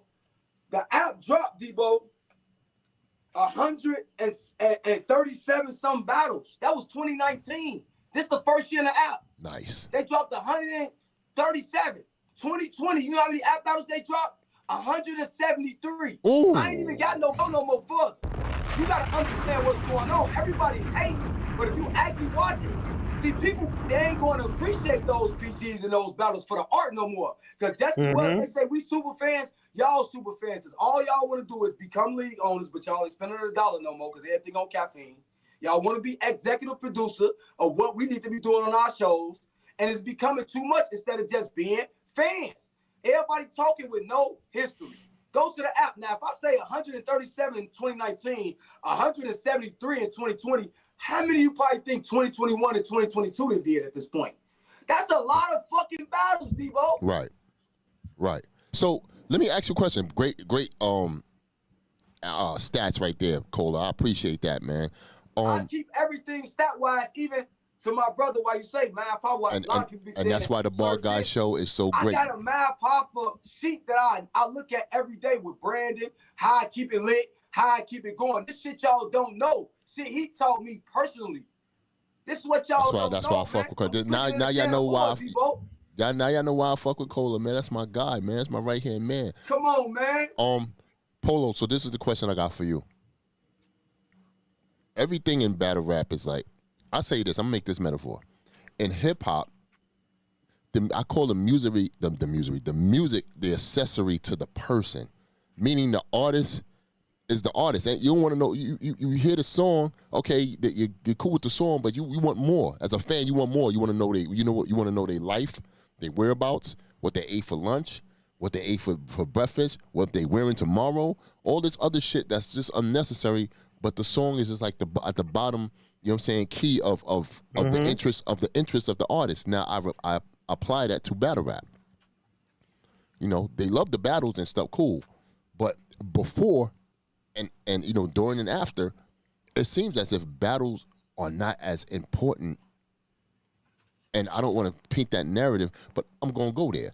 It seems like the battles are not as important as the people getting into the battle rappers' life and what they do and who got robbed and who got snuffed and who got such and such and who's, you know what I'm saying, shit like that. Like, why did we get to how did we get here? To be honest, how do we get here, Polo? What you mean? Wait, we'll clarify that question a little bit more. What you mean? Like I'm saying, like how the battles is now like the accessory to the battle rapper. Like, you know what I'm saying? The battles is not as important as, quote unquote, the battle rapper itself, and some battle rappers, not all. I mean, because you know, spaces, social media, media interviews, all that shit, people like that. It's the same shit with regular hip hop. People like reality, people like the drama, people, you know what I mean? That shit is what get people. That's how I go with a lot of shit. Right. So in this era where snitching is, quote unquote, okay, it depends on how you snitched and all that. I mean, I'm not saying I fuck with that, but you know, this is a very crazy era that we in, and it's very nosy. It's very like, what are you doing? What they doing over there? He said what? She said what? Shit like that. Like it's crazy. So I'm gonna say this. I'm gonna go here. I'm gonna make a detour because this is crazy right here. Cola, you're gonna dig this. You're gonna enjoy this one. Rest in peace to PNB Rock. Rest in peace to Pat Stay, of course. Rest in peace. Yes, sir. Right. Now, is the battle rapper as in danger as, say, a music artist of today's time? I feel, yeah. I mean, why would they be any different? Well, I'm asking y'all, you know what I'm saying? Like, as far as, like, say, because the situation that I had with both said mentioned, rest in peace, like I said, both crazy situations. Both crazy. But here's the thing.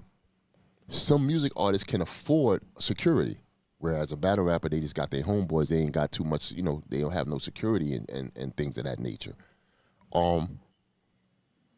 What would you tell? I'm not saying they listen to us, but what would you tell a battle rapper and shit that's moving kind of crazy? I mean, I'm gonna be honest with the like, maybe like a few battle rappers, and those battle rappers I seen, they move like with security and stuff. A lot of the battle rappers, I don't really be seeing no crazy like bust downs or nothing like that would make somebody like try to rob them or anything like that. It's only like maybe, you know, a handful that move like that, and the ones that do, they move how they supposed to move. So I'm just to message to anybody, like if you're gonna, you know what I mean, if you're gonna wear shit or you're gonna do something that's gonna attract the kind of people that's gonna want to take it, you just gotta move proper. Got you. We got a lot of people in here, man, which is dope because they want to see the bar guys, man. Shout out to y'all. Please hit the like button, you know what I'm saying? Because we got way more motherfuckers in here than we got likes. So hit that like button, please. Summer Madness 12 is coming up. We already talked on the phone earlier today. Yeah. I know we all gonna be there. You know what I'm saying? How do y'all feel? Cause y'all probably heard my or saw my I think my last interview before the one with Queen of the Ring when I talked to Beasley. How do y'all feel about this card? In honesty, how do y'all feel about this card? Do you think this card is a great card, good card? Like what's going on? I think this card is a great card. I think Danny and Fonz is a real good battle. I think Calico and Easy is a battle that a lot of people wanted to see. Versus, Easy versus John. I think a lot of people really wanted to see him versus Geechee or Calico. So I think that one right there is fire. Tay Rock and Swamp. Swamp is having an incredible year with the tournament. And he's having a really improved year being last year when when you see him and he choked versus Casey and so on and so forth versus this year. He's on the run. He's on Summer Madness. He representing the South. Tay Rock has been consistent all year, battling Danny. Just Vixen with the Vixen battle. So I think that one right there. And then Surf JC, man. Surf and JC been going back and forth for a very long time.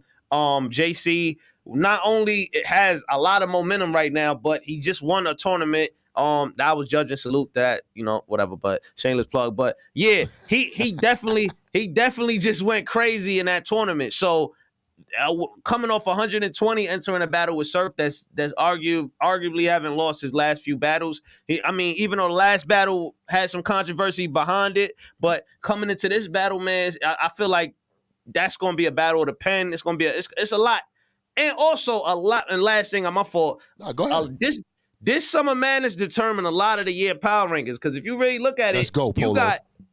You got 1 through 8. You could arguably argue with the exception of Clips is not really on here. Clips, I think, is in the top, whatever. But you got Fonz, Danny, you got Swamp, Tay Rock, Surf, JC. You got a lot of Calico. You got Easy. You got a lot of names that can float and around and stuff off of some losses. So this is definitely a big card for battle rap right now. Now, let's just run it through. Let's get, I know y'all, obviously, I work heavy over there at y'all channel and whatnot, man. Shout out to the ball guys, Black Compass Media. But this is the Big Homie show. So the Big Homie got his guest right now. We need predictions. You understand what I'm saying? I'll join in as well. And we got to talk in depth on how, because to me, I think this is one of the most important. For some reason, I just got that feeling that, this right here is one of the most important Summer Madnesses. There's a lot of heavy talk around it. You understand? So if this goes on without a hitch and all the battles are so fire, then after that, what motherfuckers are going to talk then? They can't talk shit. So let's run it down the line. Fonz versus Danny Myers. Let's go. Who wants to go Who you first? got, Cola? I'm going to keep it 100. I want to say first, salute Danny. Danny been on fire. Incredible year up to this point. So is Fonz. We in for a war. This one of them caliber people. Like y'all say, y'all want Fonz versus Rum Nitty. Well, this one of them ones. I think they both deserving of this card. I know it's supposed to be on Battle of the Bayou. And everybody saying, well, it's a replacement. Hey, well, if I can get a battle of this magnitude with the fireworks I make it get and just got to pay the back ends, I didn't recoup a little money with that one. I'm pulling it too with these two levels of talent. You go to Fonz Jr., you go to Fonz Fonz in the tournament, you go to Fonz just last couple weeks versus Real Name. You go to Danny Tay-Rock, you go to Danny Lil Slap, you go to Danny whatever. He's been on fire. They both deserving of it. With that being said, this is Fonz's moment. They've been saying we want him on a big stage. He's been in big crowds, but this is probably going to be one of the biggest crowds.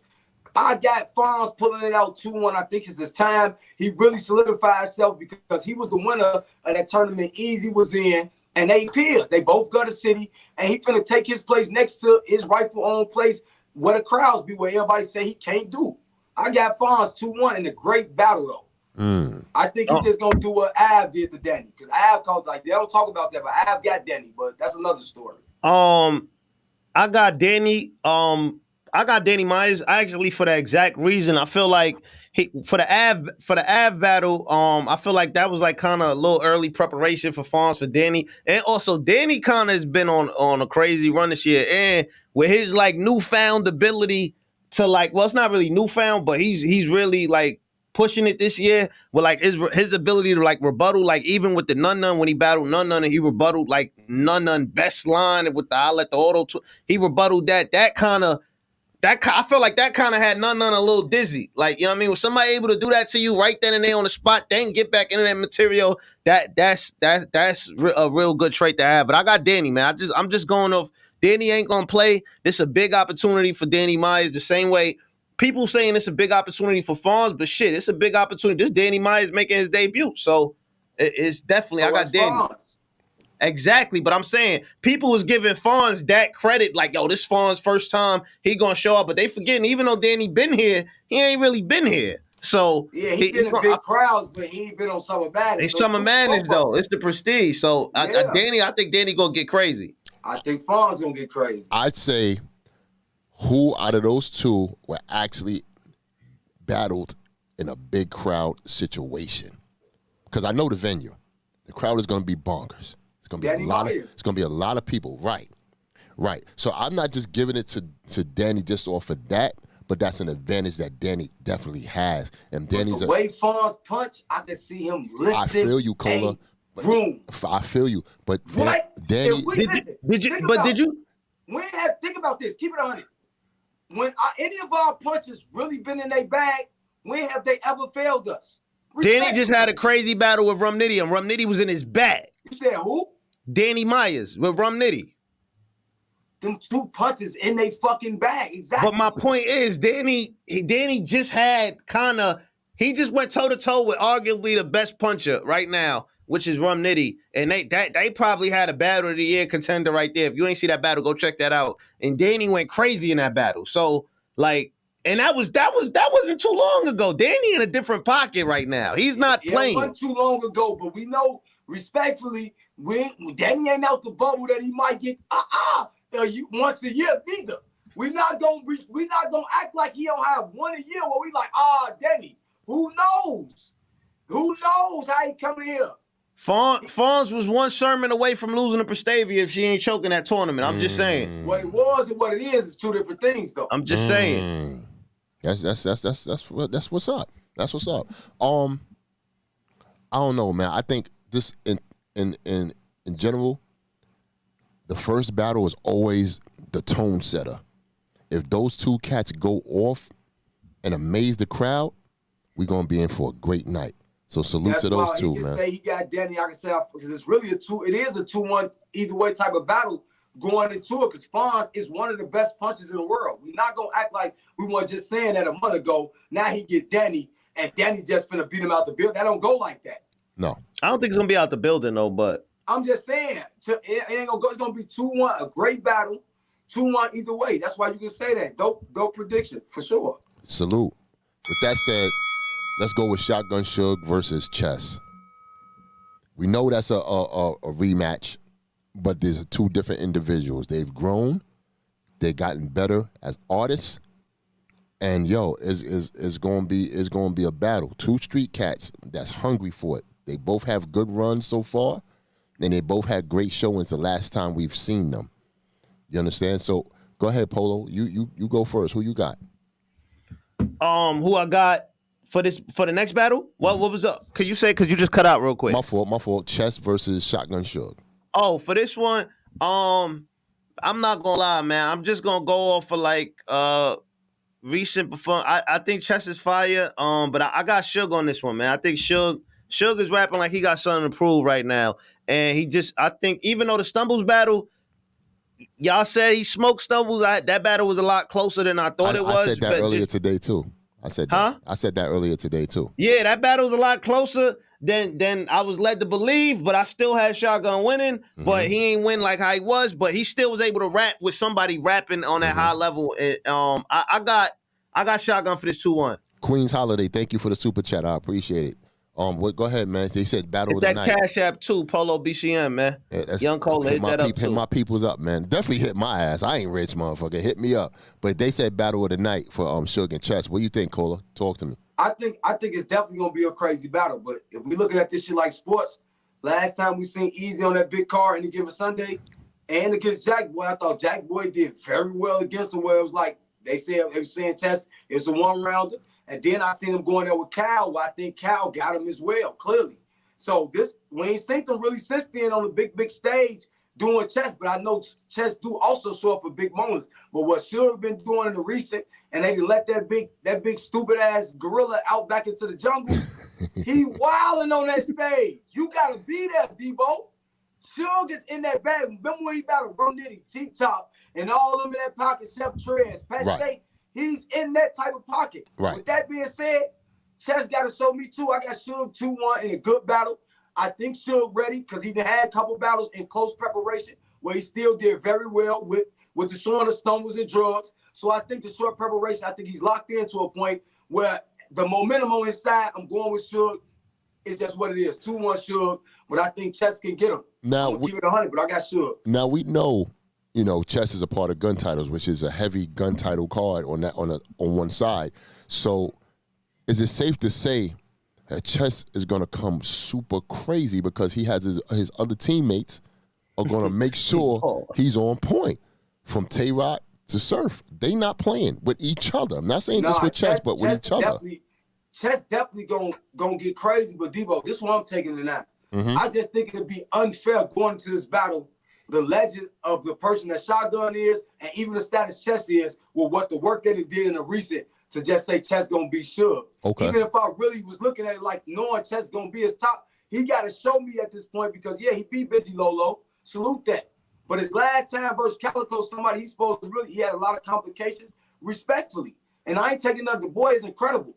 But what Suge been doing, even with the tournament, because a lot of people felt like he got swamped, but people voted him out. And even with his showings, he's been cooking up. More consistent, more recent. Right. So I got a 2-1, not just 2-1 Suge. In a great fucking battle. All In right, a great battle. Let's go to the next one. Easy to Block Captain versus Calico.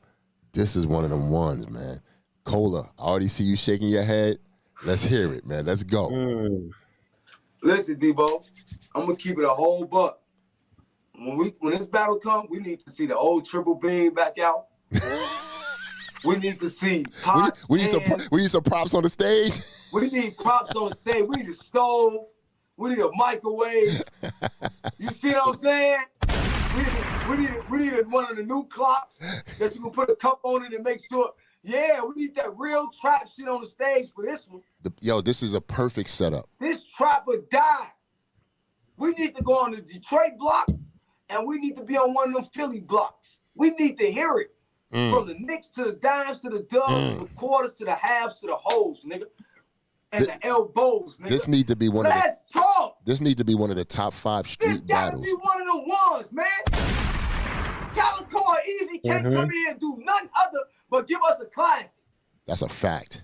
I don't want to see nobody. This better be one of the best trap, real nigga, real talk battles we done seen in a long fucking time. What we wanted from Easy and Goods, this really better be that. Now, you know what set that up, though, for people to actually believe in this battle? We got Polo. He's going to come back. His device, what you call it. Shout out to ENA, We Got Time, for the super chat. He said, yeah, he rapped good, but I ain't lie yet. Cal 2-1. Hold on. I'm bringing Polo back in. Now, I got you, Polo. Now, check it out. This is the thing. I'm good, my fault. Okay, no problem. With Calico, his last showing was with the landlord himself. Shout out to Fonz. Great showing.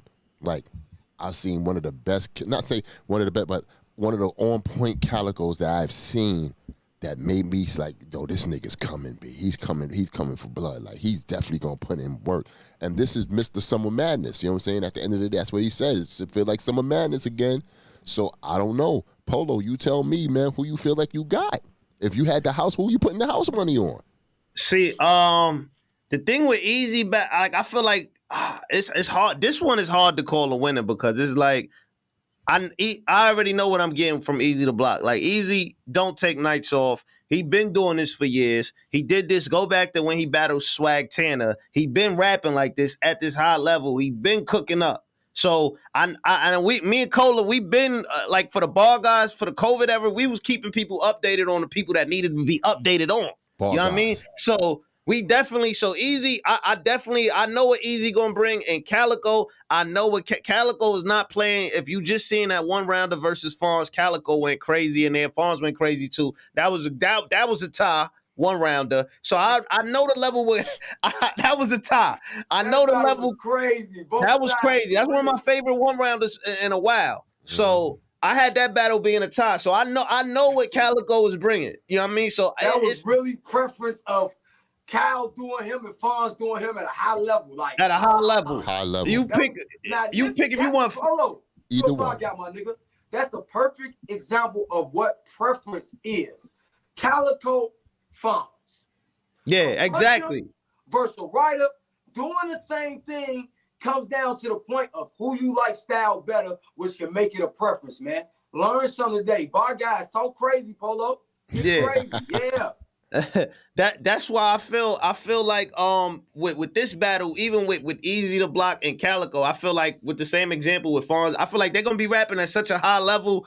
It's gonna come down to preference. Who you like more? Which drug story you like more? Which street story you like more? Like, you know what I mean? It's gonna really come down to that. So if I had to say, I'm probably I'm gonna edge it to Easy. I'm gonna edge it to Easy, and I go back and forth because yesterday I had Calico, so I'm gonna edge it to Easy for this one. But I got this one being a debatable classic for sure. Okay, we're gonna be debating this for a long time. Cola, what you say? Cal got two styles. Cal got a style where he say, "I'm just gonna come and rap, win, lose, the draw. I don't lose," and he also got a style where I need to prove a point with this nigga. That's two things. If he coming there with I need this prove a point, it's gonna be a dope battle. If he coming there, win, lose, or draw, I'm still gonna be who I am. Easy need this more than me type shit, which I don't think. It's gonna be a war. But I talked to Easy at Battle of the Bayou. I'm gonna keep it 100, D-boy. I keep telling the story. The man was saying, Cola. I said, Easy, you already one of them niggas. He said, Cola, I need like 2-3 more of them joints to solidify who Easy is. I said, Easy, you right there. That's why you got. He said, bro, I still want this shit. I'm still hungry. These niggas that got comfortable. I got Easy 2-1, man. I got Easy 2-1. I think the hunger, nigga. I think the hunger in that nigga. That nigga was out at the event, and they went to the Creole event the day before and showed up. Them people was ready for this shit. I got Easy the block captain, man. One thing about Easy is he know what the bottom feel like because he been there for a long time, respectfully speaking. So that's why because y'all not understanding why this man is so fucking hungry. This man has been in them Philly streets rapping his ass off and nobody would recognize him until he got his time to shine. I think to me, that was him versus Cortez when I said, yo, they gonna look at Easy different after this Cortez battle. Let me say this though. Yes, sir. Don't get me wrong. I got Easy, but I can't keep it 100 and say Calico is he's a spoiler. Because he is 9 times Summer Madness as well. Right. So it's feeling like Summer Madness is getting us damn near half a round if he really start cooking. Like he gonna get 1/4 of a round with that shit dealing with Calico. This 9 times. So I ain't saying like Easy. You know Calico a veteran and all this. No. I'm just saying that hunger Easy got. I seen Calico with that same hunger when he went in there with Mav. When he was coming up battling Young Ill. When he caught K-Shine, packing him back in the back. In Detroit, we ride around with it on our lap. That's that hunger Easy got right now. That's why I'm going with Easy. They looking for Calico to be the spoiler, like you said, for Summer Madness, because that's the theme in everybody's head that they're trying to paint. Because it's a sport. What we do is like damn near a sport. So they looking for an undefeated team to get defeated by a team so they could, this just like, yeah, I knew Calico. Listen, let me tell you something. Easy gonna be hungry for a very long time. I say about the bottom because he know what the bottom feel like. He ain't trying to go back there. You know what I'm saying? He's been up and he's gonna continue to go up.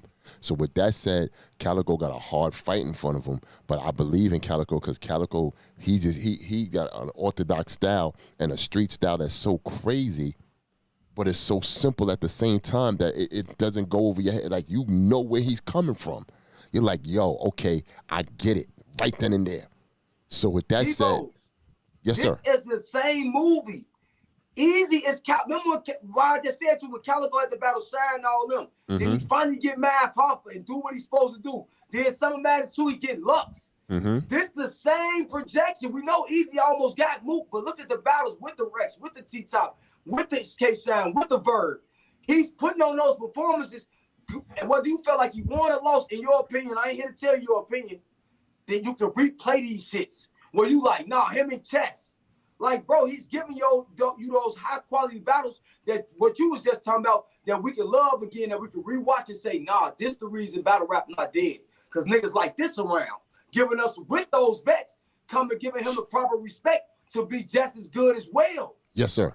Yes, sir. That's why it's not dead, because you get guys like an Easy. These guys coming up, these Fonzes, these nuns. So let me ask you That's this. why, right Let me ask you this real quick before we go into the next one, right? Why do the fans, not all of them, I don't want to paint that picture, but why do some of the fans want Easy to take a L to Calico? You know what the coach love, Debo? One thing this coach I knew you was going with that one. That's why I asked the question. Come on, school him. Go ahead. I'm tell you one thing this coach love. As much as you do sing like that, and everybody do sometimes wait on the loss. One thing the battle rap coach love is perseverance, Debo. As much as we campaign you on, once you get there, we want to see if you can get clumped across your head and show that fight back that you can get right back. That's even bigger than you winning to us. Think about Tay-Rock's career. Tay-Rock is a nigga we felt like clips clumped him across the head. He wasn't getting the shine early as we thought. But it's perseverance with him. As many rumors, as many controversies he go through, that nigga still come on the stage with heavyweight material where it's still hard to beat him. That's what we love the most. I am not Pat Stay. Rest in peace, Pat. The perseverance, the fight, the grit. Everybody love fighters, Debo. That's why. Everybody love fighters. Do you think Easy the Block Captain is one of the top dudes that took their URL advantage and rode it all the way, like to the success train and shit? Because there's very few. You understand what I'm saying? And he's one of them that took that advantage and rode it out. Didn't have a mishap. His strategy on who he picks, if he picks him, is brilliant. You understand? All the way to get here and shit like that. But and that's what I said. When it comes to classes of niggas, not to miss no one, because I know how y'all get, but he's in that run of John when he had it. B Magic, T-Top, Clean Paper, Geechee. Twerk at a point. Who else was in that run where they had the Briz? Right. Like that bubble of people. You gotta mention him in that gap of star standouts whenever you get to that class of the niggas that just stood out. Him, Fonz, another one on this card. You gotta mention these guys when you come to this era and say, if we go back on all the new niggas that was coming in from when Math them had it, to when Surf and Tay-Rock leveled up, from when John new class leveled up with Clean Paper, to T-Top Briz and Cheston class, to Geechee them class, Ron Mini them coming, to now the last class with Easy Fonz, you know, the up-and-comers, True Foes, Sheeds, A$AP Meet, these guys. You gotta, they gonna be in that movie as significant names. And that's what matters. Let's get to the next one. Tay-Rock versus Swamp. Now, we all know we in North Carolina, Charlotte, South. That's where Swamp from, the home of the South. Now, Swamp ain't just repping SC, which is South Carolina. He's claimed, he said in New Orleans, I'm repping all of the South. I'm putting all of the South on my back and showing them what I can do. Now, he's battling Smack's top gunner, the face of URL, still to this day, a.k.a. Tay-Rock. Tay-Rock said to me on this very show, yo, tell Swamp it don't matter where we at. They gonna love me because I'm there. You know what I'm saying? Because I'm in that building. There's a lot of Tay-Rock fans in the South too. You understand? To cap it up, to let y'all go with this, Swamp is at a place where it's all or nothing right now. He all that work he put in was to get here at the big dance. Now what you gonna do with that opportunity, because you battling one of them niggas, one of the ones, if not the one. Go ahead, y'all.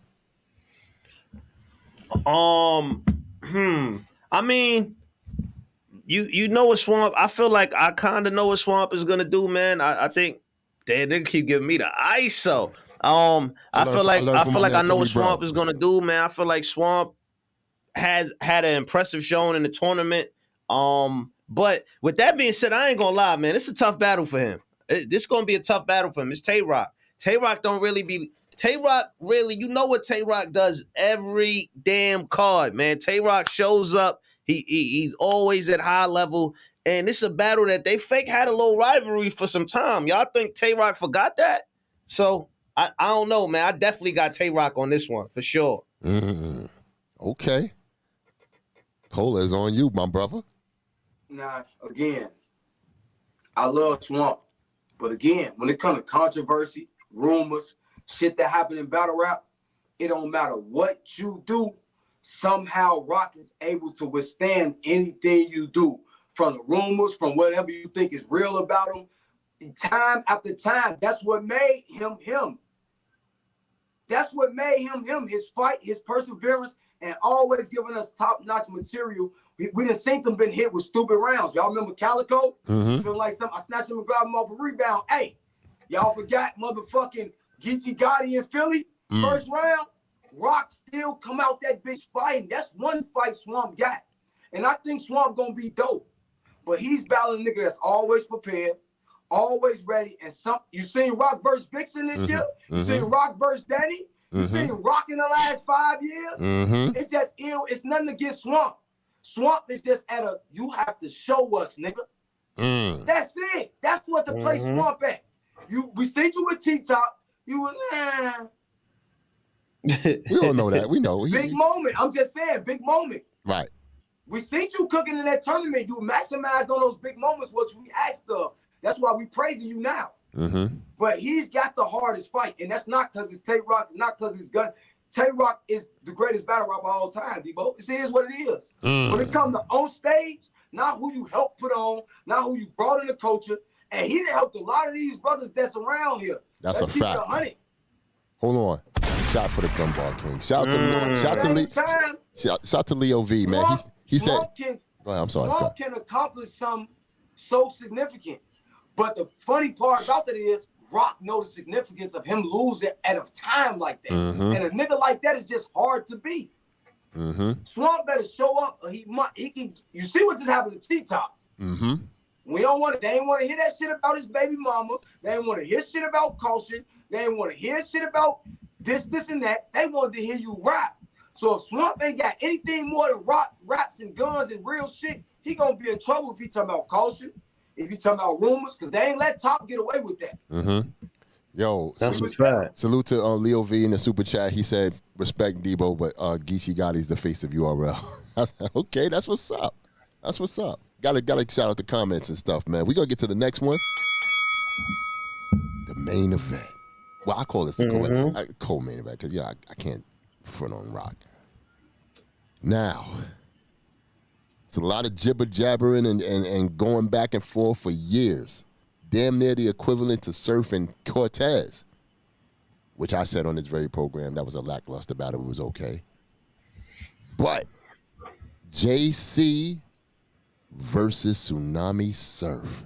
They've been talking crazy to each other back and forth. Hip Hop is Real, shout out to them. They put out a slew of throwbacks of JC talking crazy to Surf, and Surf is all in these spaces talking his talk how he usually do. This is one of them ones. Shout out to URL. They gave the fans what they wanted, and this is what they got. Now JC is coming off 100K. You can't get bigger than that. You can't have a story bigger than that coming off a success of 100K. Surf is huge, if not huger than his star power can't probably even go more bigger than what it is in battle rap. He's off the charts with the star power. Now we hear the biggest show, which is Summer Madness, this weekend on Caffeine. Who is going to win? Bar guys, I'll let y'all take the floor on this one. Now, actually, I'm gonna let Cola start this one off. Let's keep this shit real, man. I'm gonna keep it a buck with you. JC is gonna have a hard time capturing the moment. One thing Surf talk about all the time is moments, knowing when to be effective, when to take care of business, when it matters, and what to do when it matters. Now listen, we know JC surgical as fuck too. We gonna keep it 100. But I just feel like the optics in that building of Surf running, how he gonna be barking down. Think about it. He was barking on John, but he was looking up to him. Now you give him a nigga shorter than his stature and not of stature in size, it's gonna look crazy on the I'm keeping it 100. Now, you can say what you want. JC rap very well, but Surf rap very fucking well. Okay, cool. Now we gonna break it down to what we talk about. Conviction, believability, cadence, delivery, being direct. You gotta break all these shit down. And we know one thing, Surf gonna be very direct. He's gonna be very aggressive. He's gonna be cutting that fucking stage off. And if he put the white tee on his own, now JC, let me get to JC, because I'm gonna give them both their flowers. Now, if this nigga JC, like I said, JC is a rapper, he ain't got a pen. He got a feather pen. It's a different pen. Because the way he able to create, JC is a nigga that can take a cloud and make thunderstorms. You see what I'm saying? Just out the air, and the shits be so effective, hell might start. I'm keeping it 100. Hell can start coming because how he write, that's his power. He can write so well where he not direct to a point where we don't even give a fuck. That nigga was so creative with that cloud. How did he do that? Somehow, like Rum Nitty with the punches he come up with. JC can do that with his pen, with writing. But, again, when it breaks down to even other writing style, when we see the aggression, which we love in person, little bumping, little shoving, a nigga barking on a nigga, I can't see. JC gonna have to show us that. And I don't think with all these gun titles niggas being on the card, with the Surf, I know say what the fuck y'all. I see y'all hating. Y'all niggas love the show. Listen, but if they love it. They love it. Is anybody him versus John, him versus Twerk, any of these last guys, JC is in fucking trouble, man. Let's keep it a bean. Wow. It's one of the biggest stars in battle rap, and let's keep it 100 right here on the Big Homie Show. It ain't that y'all don't like Surf raps, y'all don't like his attitude. And just say that. But when it comes to this battle rap shit, he one of the best to do it. Think about it. This ain't his first time in a big show. We trying to see if JC do good in here, if he still deserves Lux in a lot of niggas' mind. A lot of niggas still, I think he deserves win, lose, or draw. But a lot of people question when JC get these matches, him T-Top, him Twerk, him Rum Nitty. These type of matches, what he gonna do? Him K-Shine. So this shit matter for him in a lot. So he gonna rap very well, but I just don't think in that building on camera. That's what JC might win at. He's not winning that building, not in my opinion. Wow. Yeah. Definitely. I feel like it's gonna be an uphill battle for JC, man. I feel like uphill.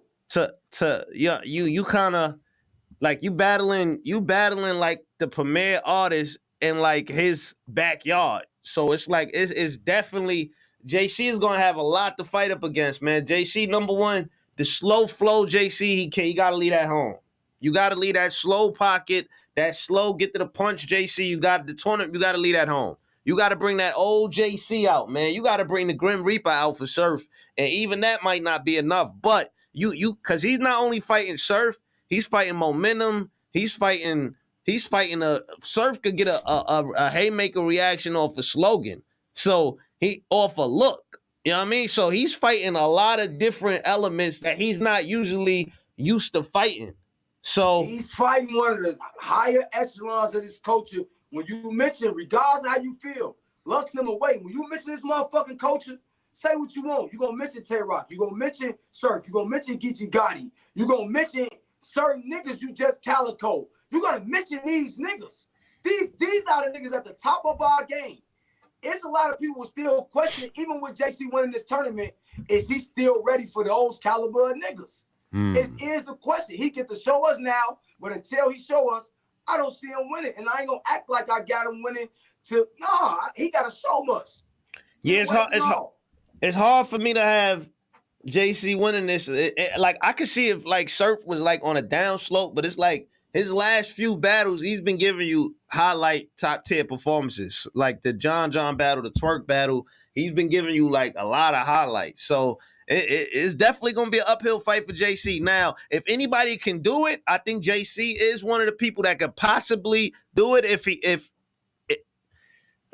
See, even that right there, it's like he gotta.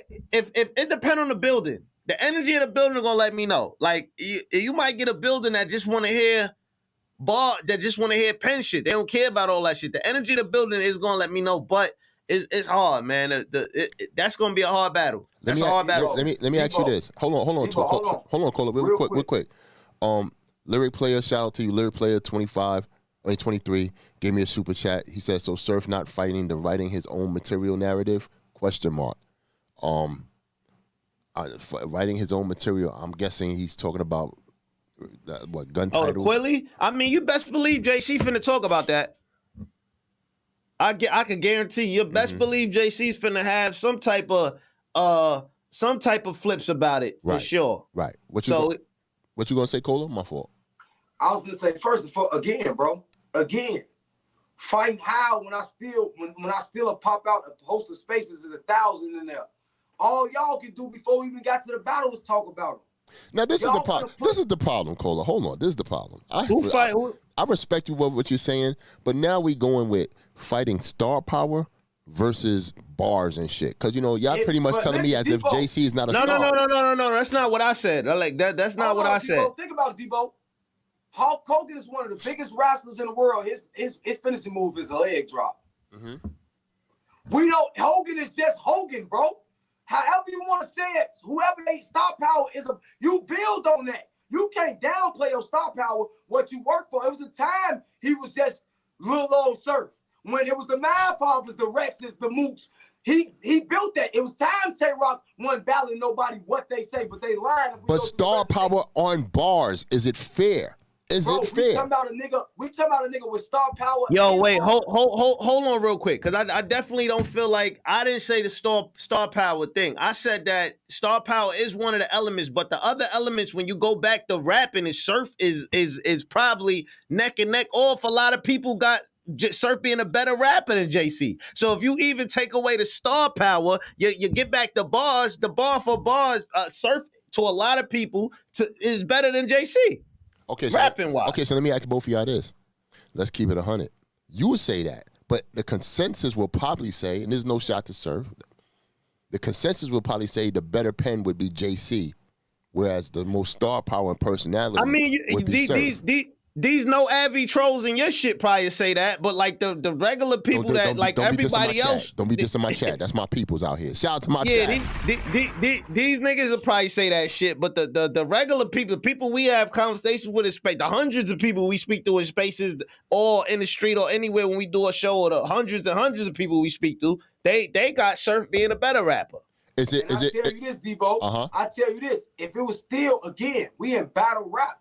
It's not just about the pen. It's about the optics. It's about the delivery. It's about the cadence. It's about your point of attack. So if we was just worried about JC Penn, both of them need to just write their raps in a book and let us read them.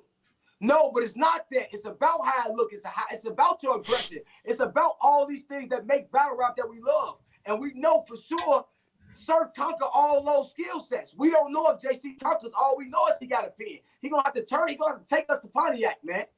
He got to take us to Pontiac. For real. It ain't going to just be able to feather pen his way out of here, because a nigga going to be attacking you. Right. So is it safe to say, to let these battle rappers know, when they get to that upper echelon level, it ain't just about your raps, bro. It's a whole plethora of other things. There's a whole plethora of other things that you need to bring in your arsenal to get to this level. Now, our thing is, when JC gets there, does he understand that?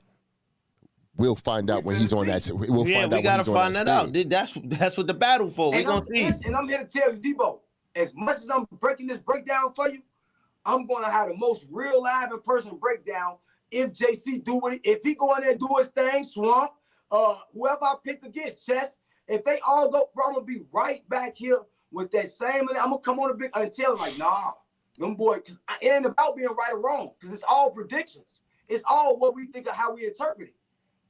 But I'm going to be right back to get them people their flowers. But I'm just trying to tell you, JC got up, same as Swamp. They both fight uphill. Shout out to these two niggas that's been on this type of show, these 4, 5 plus Summer Madness niggas. This is 1-1 for both of them. That's a fact. Shout out to No, it's 2. I think JC was on 6. JC's on bad. Yeah, right. JC exactly. was on 6. First round, I think. Shout out to AZ Matic 087 for the super chat. He said, "Y'all want to see battle performance, art, and battle entertainment? This is battle rap. JC is a better rapper than Surf. Plus, y'all forget Surf is a choking reach guard who just started winning battles last year, literally." What do y'all say to that? What you say to that? Well, I don't concur to that. Surf been rocking. Like, he got bars. I feel that. You know what I'm saying? What I'm just thinking is, with a consensus, this is what it is. I don't want to see this. I don't want JC to get beat in the building, but on cam, oh, it's different on cam. JC was a little close. Nah. This is one of those battles. This is a footnote in battle rap to me. You know what I'm saying? Because I'm not saying that Surf is going to come try to show he got the better pen. I don't think he needs to do that.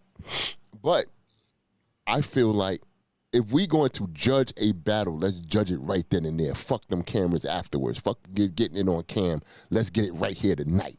Let's get it and see who won in the building. You understand what I'm saying? Because there are smart fans out there that could differentiate good bars to fucking just showmanship. You understand what I'm saying? So that's what we need to find out. Who's the better man in that battle that night, which is a main event, Summer Madness this weekend, which is very important. I'm telling you, this is one of the very important Summer Madnesses that we had in a long time, because there's a lot of tier movement. There's a lot of you just like showing and proving on who you are. Easy. If he beats Calico and shit, that just puts him in another stratosphere and shit. You know what I'm saying? And he's just stamped. He's been stamped, but he's super stamped from there. You know what I'm saying? Chess with Suge, Suge been on a super roll.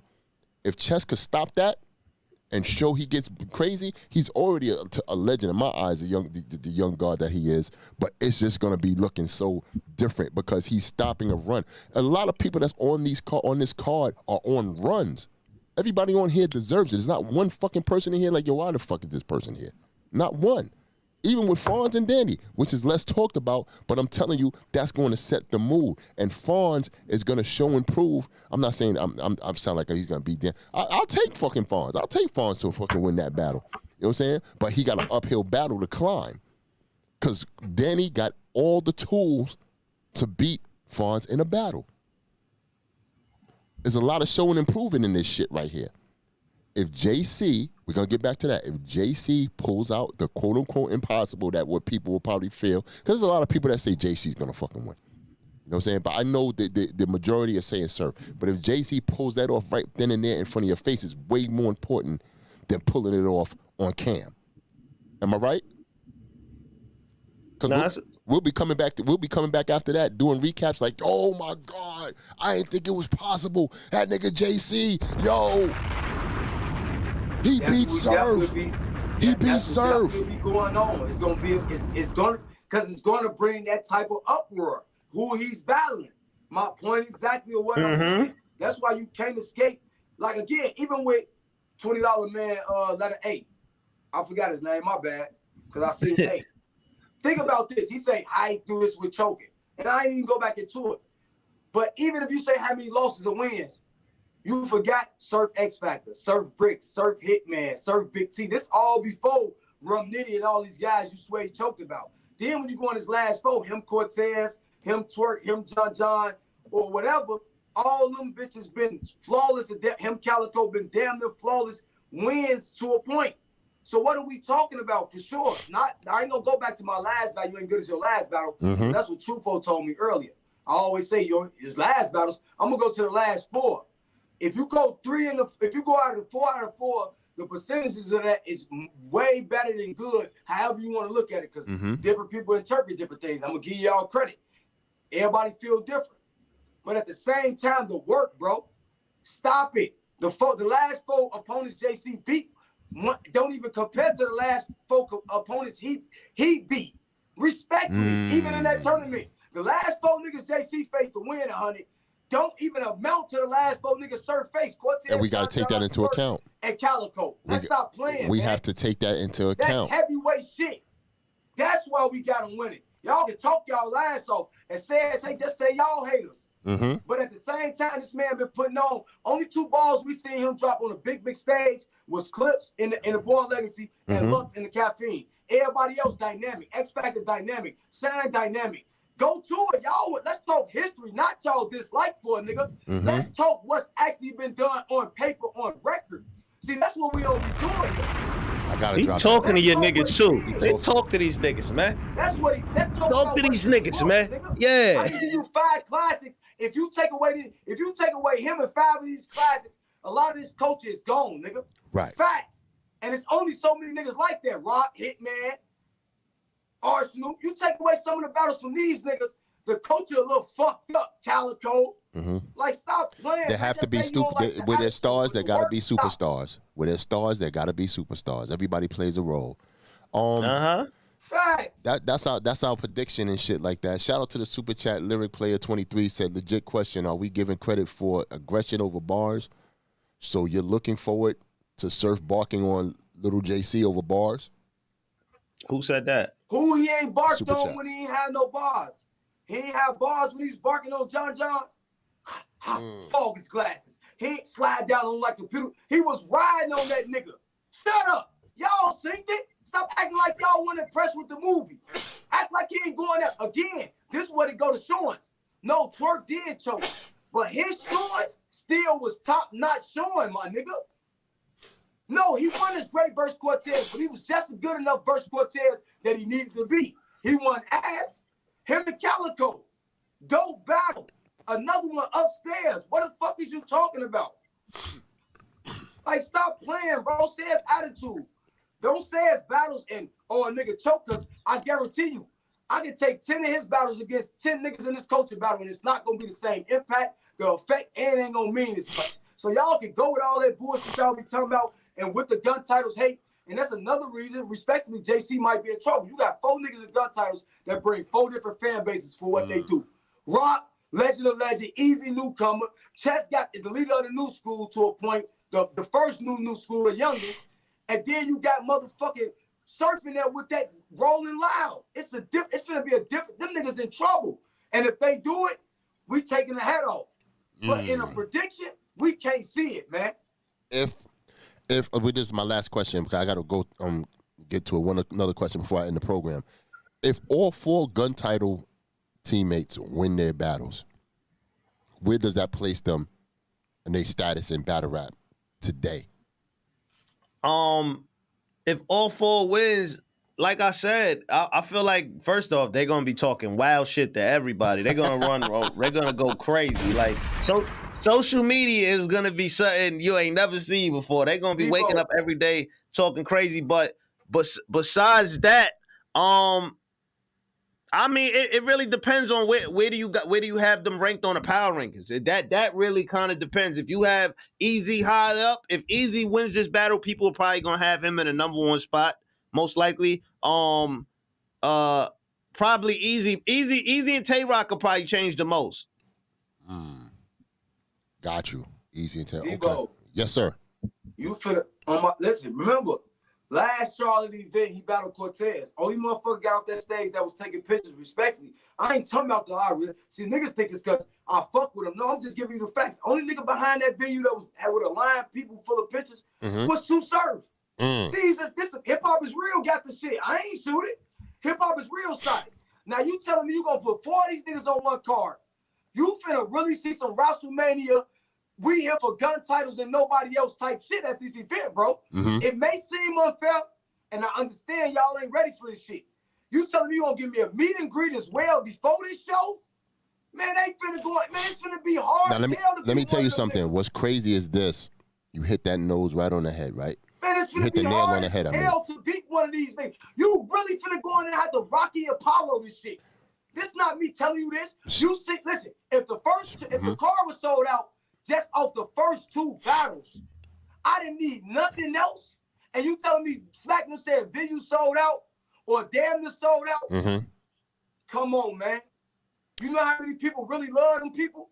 It's gonna be a really rousing, man. You might see niggas with shirts, man. I'm telling y'all. listen, I'm no hater. All right. Listen, I'm no hater. This is what I need y'all to do. Everybody that's listening to the program, we got a lot of motherfuckers in here. Hit that like button. I need y'all to understand. I need to understand this with the bar guys.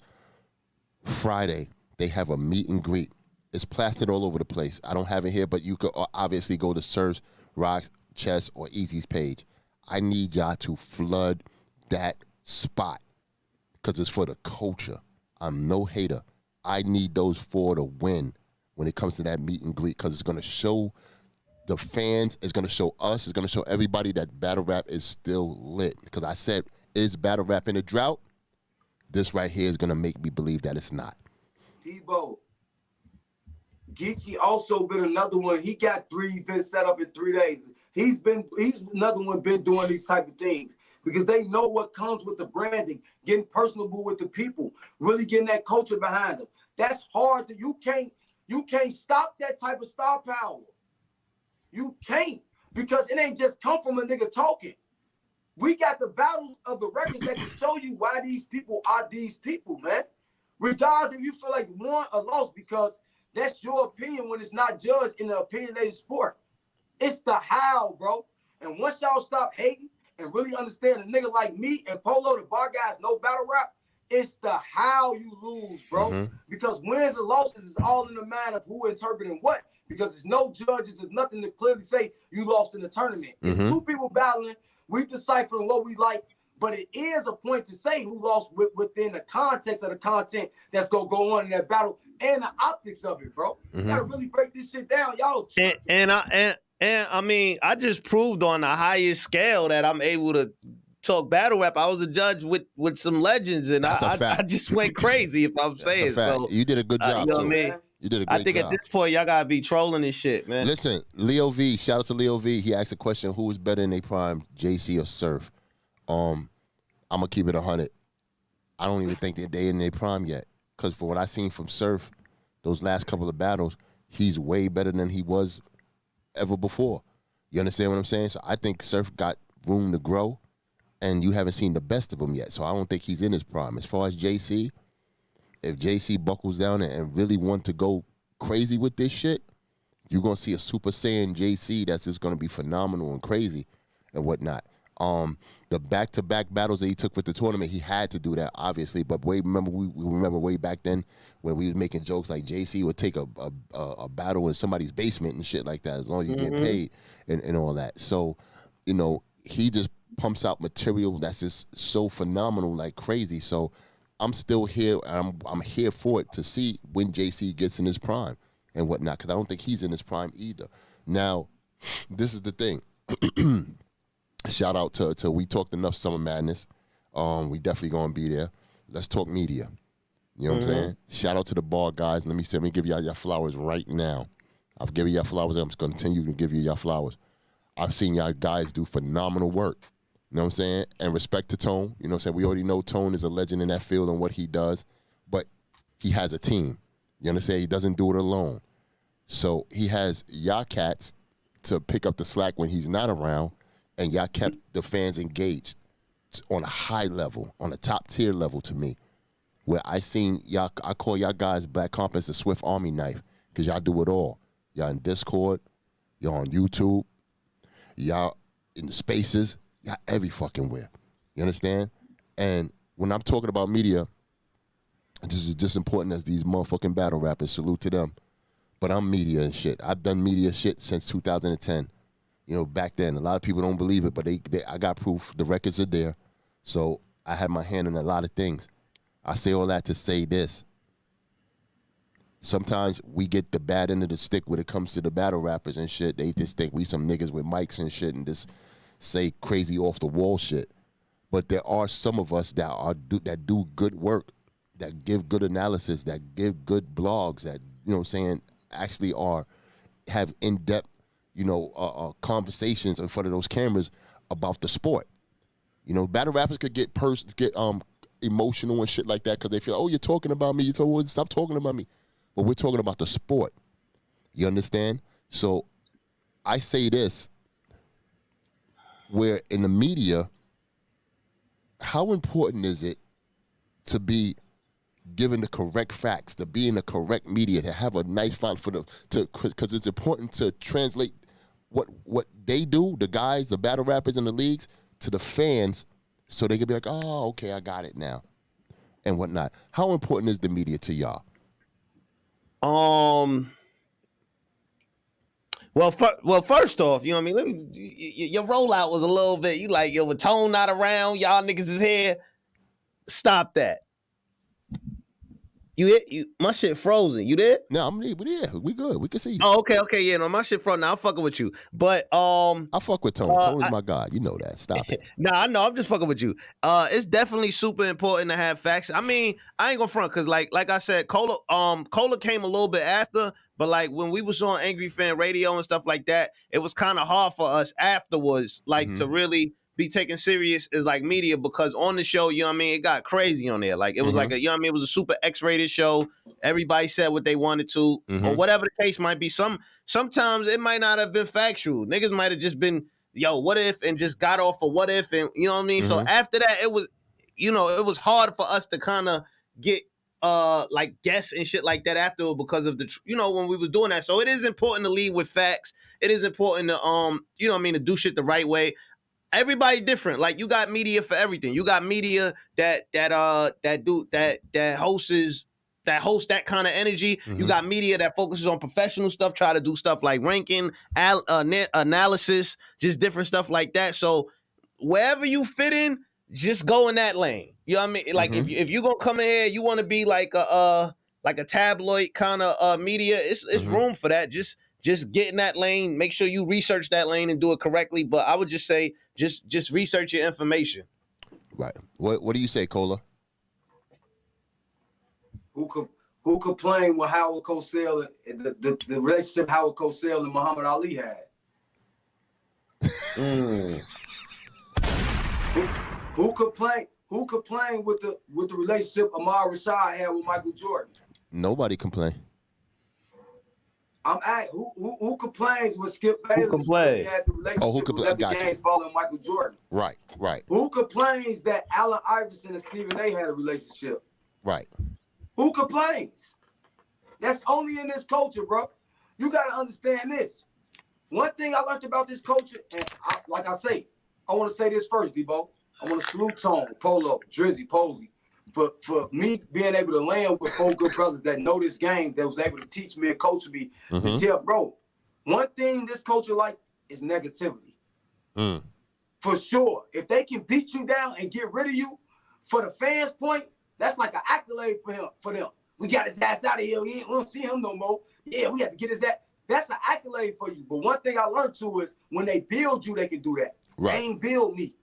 The niggas with me that helped me, the black conferences, and myself going out here on these platforms is what built me. Not no battle rappers, not no other motherfuckers validate. I help validate my work by going on these different platforms, being who I am. Say what you want or not.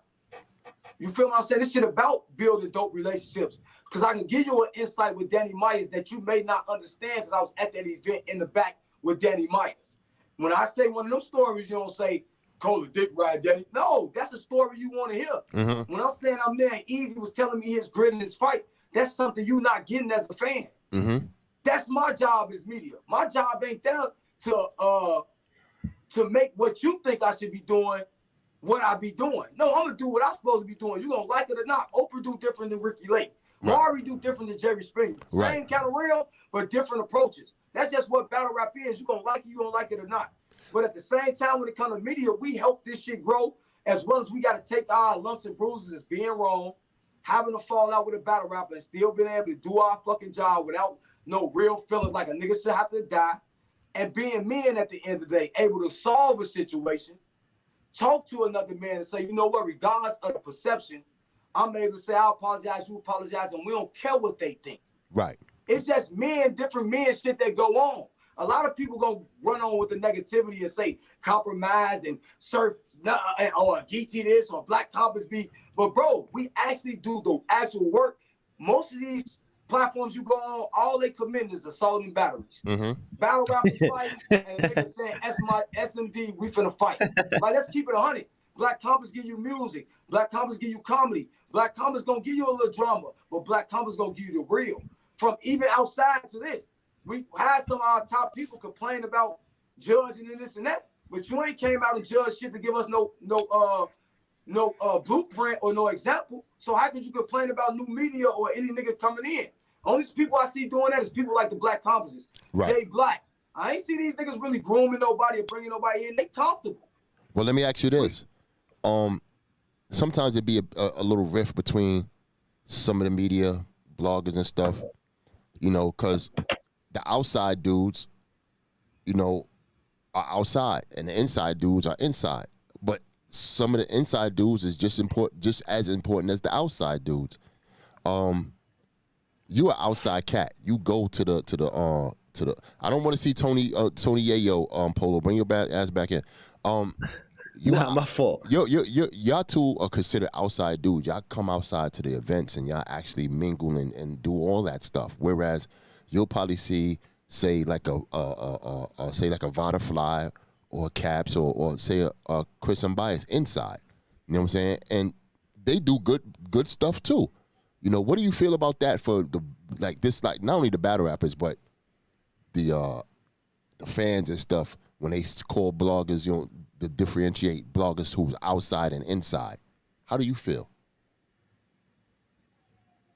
Well, I'm gonna keep it like this. Vada has been outside before. Vada was outside heavy at one time. So you can't really consider Vada, since you mentioned him, a nigga just sit at the crib. You feel what I'm saying? Or at home blogger. Piper Boy is another one that has been to events outside. So you can't, even though he mostly don't go to events like he used to, when he go, he's very comfortable. He's been outside and seen them. Yep. Chris Unbiased as well. You mentioned him, but I done seen Chris Unbiased even after whatever situation that he was going through outside, saying, I'm right here to take on, answer any questions. Even after he's still outside. At these events. That's after. So I done seen some of these people. It is some of these people that's couch potatoes, that's not giving back, that's just taking everything that they deem in number one. Right. But in my opinion, to be number one, you got to cover all the fucking areas. Adam Schefter don't get to just sit at the crib and not be at them games, Sunday night footballs and shit, and talk about football and be one of the highest paid. Nor do Stephen A. He all through the playoffs. Nor do Skip. Nor do Mel Kiper. None do Woles. All these people was at the games. And why you think they can get a trade? Oh, trade on the deadline. That's important for media or analysts because you got a story nobody else got. Only in battle rap, they make that looking like he too close to a nigga.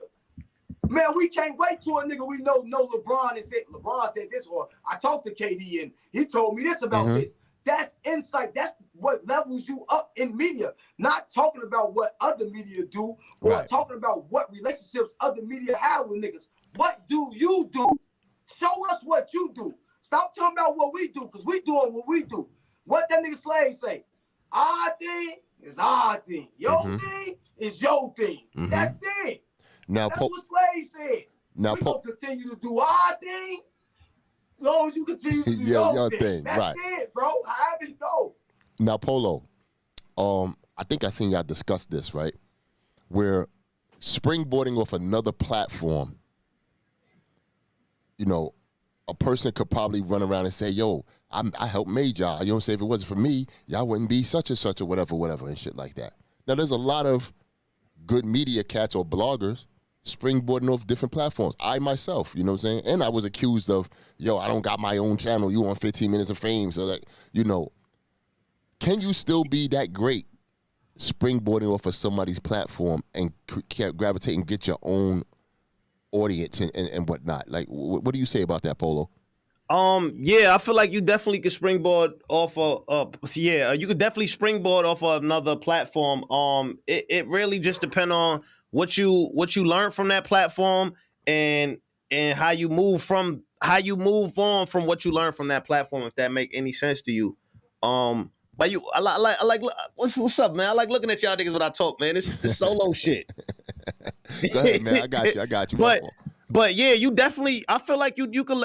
Life is about the opportunities that's given to you and how you take the opportunities given to you and what you make from it. You know what I mean? So, because everybody, if you give 5 people the same opportunity, it's not 100% chance they all gonna have the same results. You know what I mean? So it's what you do with that opportunity also. Because a lot of people can have the same shot as you and then they not do nothing with it. You know? So it just depends on what you do. With the opportunity given to you. Cola, what makes a media platform great in battle rap? the integrity of it. You know what I'm saying? The work that they put forth that you can see. Like I said, when I go to events, our style ain't in-person interviews. But I tell you one thing, hip-hop is real, and when it comes to 15 minutes of fame, Uncle Rock gonna be up at 8 in the morning doing interviews, and he gonna be in front of that hotel at 4 in the morning, back up at 9. He ain't gotta do that. I'm pretty sure he probably make good money, but it don't matter to the sacrifices that he make flying back and forth to these events, as well as NY helping him. That's huge. As well as when Hip Hop is Real is out there doing what they doing. They doing the same thing. You'll see Uncle Raw over here, Hip Hop is Real right over there in front. It's 4 in the morning. Sometimes they gotta sacrifice not seeing battles to get the fans content that right after the battle. When they want to really see what's going on in the battle, they gotta ask other people what happened, because I was outside interviewing. That's for the people. That ain't self-preservation.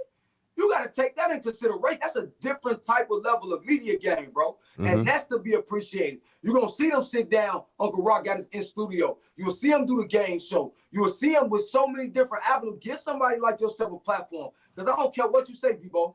I can take anybody to a Star Search or anybody in front of some executives and have them rap. That don't mean they're going to sign you. Only the ones that got it is the ones that's going to survive. That's a fact. Now, what's more? Y'all, like I said, I call y'all Swift Army knife.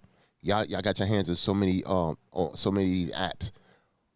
To the young blogger that's coming up and trying to get started, which is more important? Is it the Discord, the YouTube, Spaces, Facebook? Like, which one is more important, or do they use all of them? But which one, if they can't use all of them, which one should they zone in on to start off first? Number one, you definitely want to start off with a Discord, because you definitely want to make your community feel like personalize that. Like you want to have your core fans be able to have the reach to you, or be able to have a way where they can talk to you faster than like you being on YouTube. So you should definitely create a Discord or a Facebook group. Get your community together. Start building your community. Once you build your community, then you start.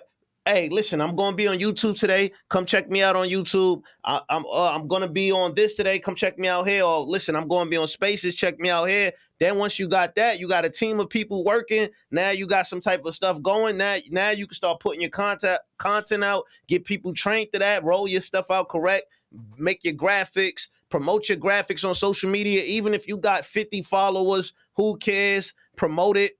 Promote is gonna build followers. Use your hashtag your videos.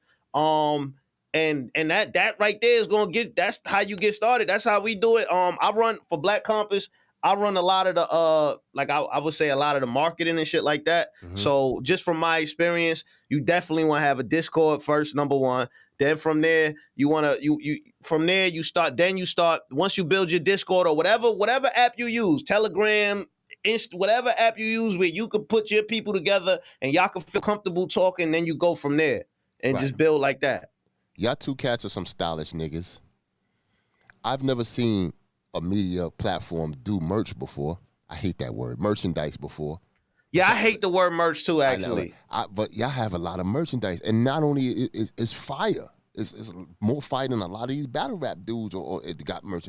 Like, what made y'all shameless, you know what I mean? We got That's the what I was hats gonna say. too. Yeah, We come just on, restocked on the hats. You know what I mean? Go check it out, blackcompassmerch.com. We're going to have hats with us this weekend too at Summer Madness. We're going to have a lot of shit. So come on with it. But answer that question. What made y'all want to get into the merch and whatnot? Merchandise.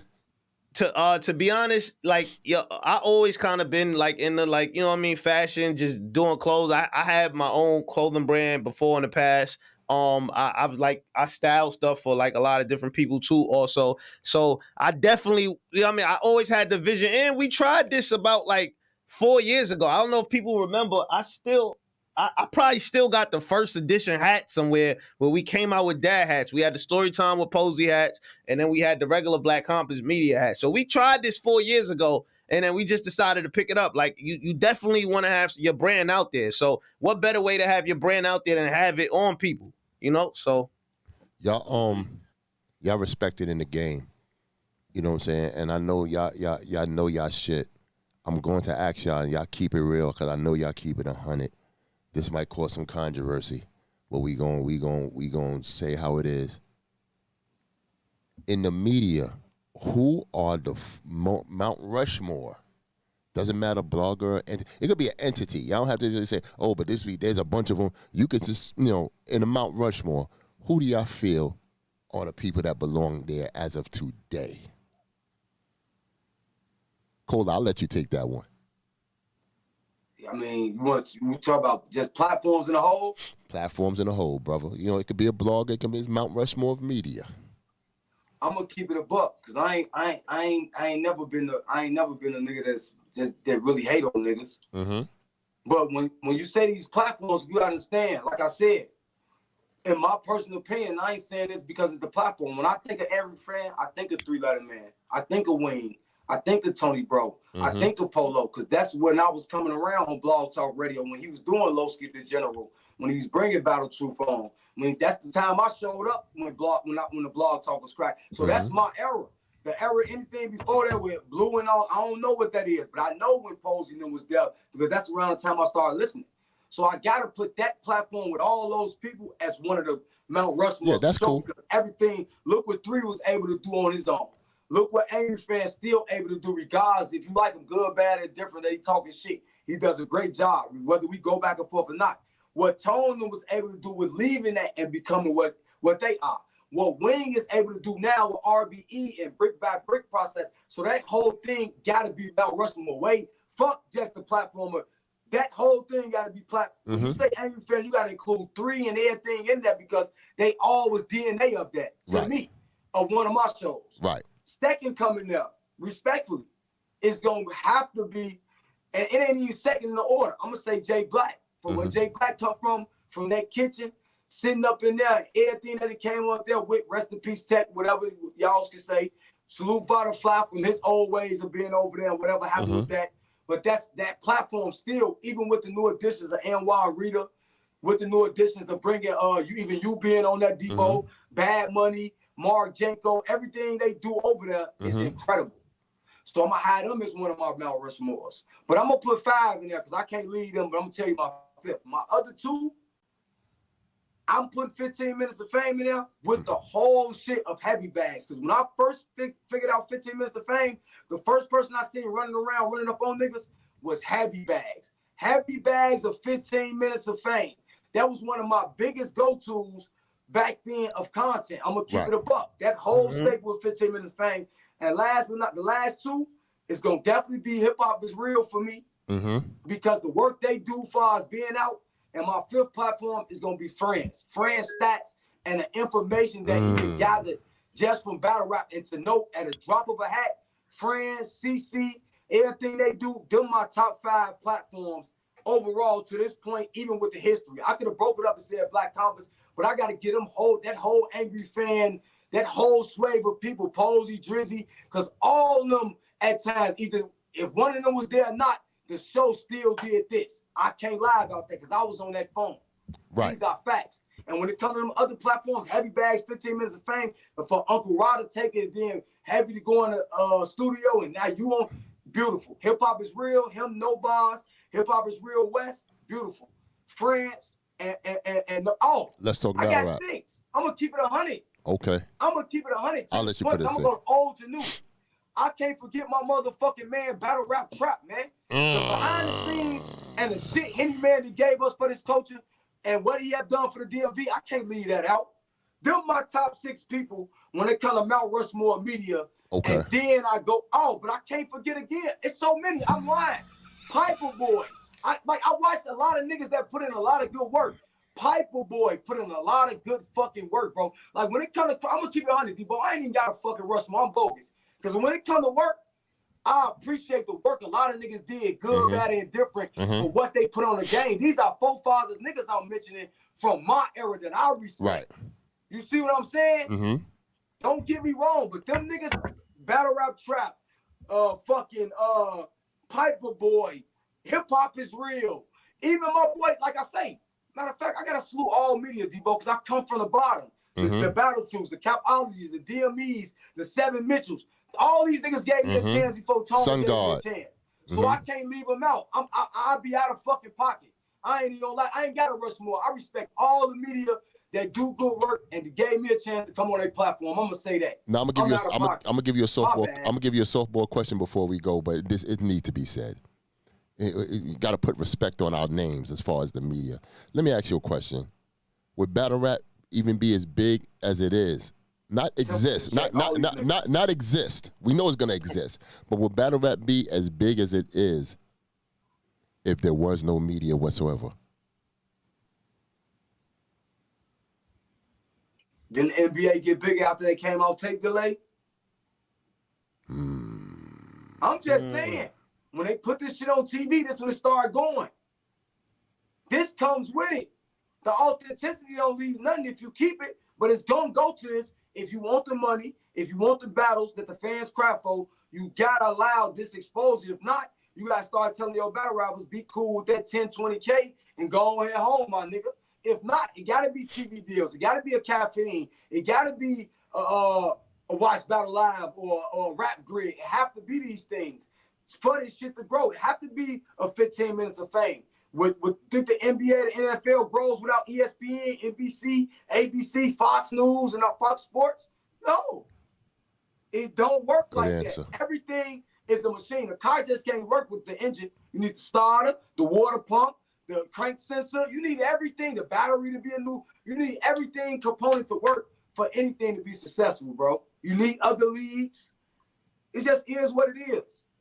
That's what's up. Give me a second, Debo. Put me in the back. Give me 5 minutes. Yeah, I ain't gonna lie, Debo. We about to boogie out anyway, man. I want to thank y'all gentlemen for coming through. Hold on, I got somebody. Oh, okay. I don't know. Cola gonna have you waiting all day. Cola on there doing the business. Oh, my baby, I'm coming right back, nigga. Got you. Polo.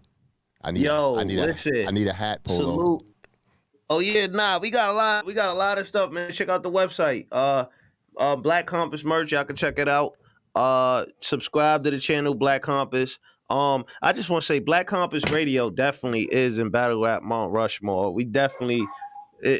Black Compass Radio got a spot at the Mount Rushmore. Any list you want to put up there, the radio show is up there. We still doing it. We still doing the blog talk era. Everybody stop doing it. Polo, you need to relax, man. Angry Fan Radio. We still doing it. Listen, Angry Fan Radio is better than Black Compass Radio. You need to relax, man. We still doing it. Everybody, we still doing it. We still here. We doing it. Yes, what is this? Year 7, we still doing it. Yo, Polo, why you stay looking at them comments? Leave them comments alone, man. I swear on everything I love, I'm not looking at the comments. Okay. I could take a screenshot right now. That's not me. Like I get it. I mean, niggas keep typing my name in, but I'm not looking at the comments. They keep typing your name, but you're not looking at the comments, but you see them typing your name. Come on, because man. I can see it now, but I'm not looking at it. Like when I do interviews, I don't look at that shit. I already know I'm the show. Yo, Polo crazy. I'm the show. I know what these little dirty niggas talk about. Don't call my chat dirty niggas. Your chat dirty. No, it's not. You got P Black Yo in here. He the dirtiest motherfucker alive.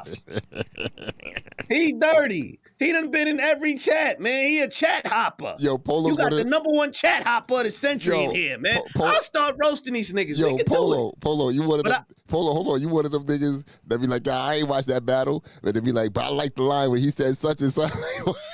Yeah, I like that line, though. That line was fire.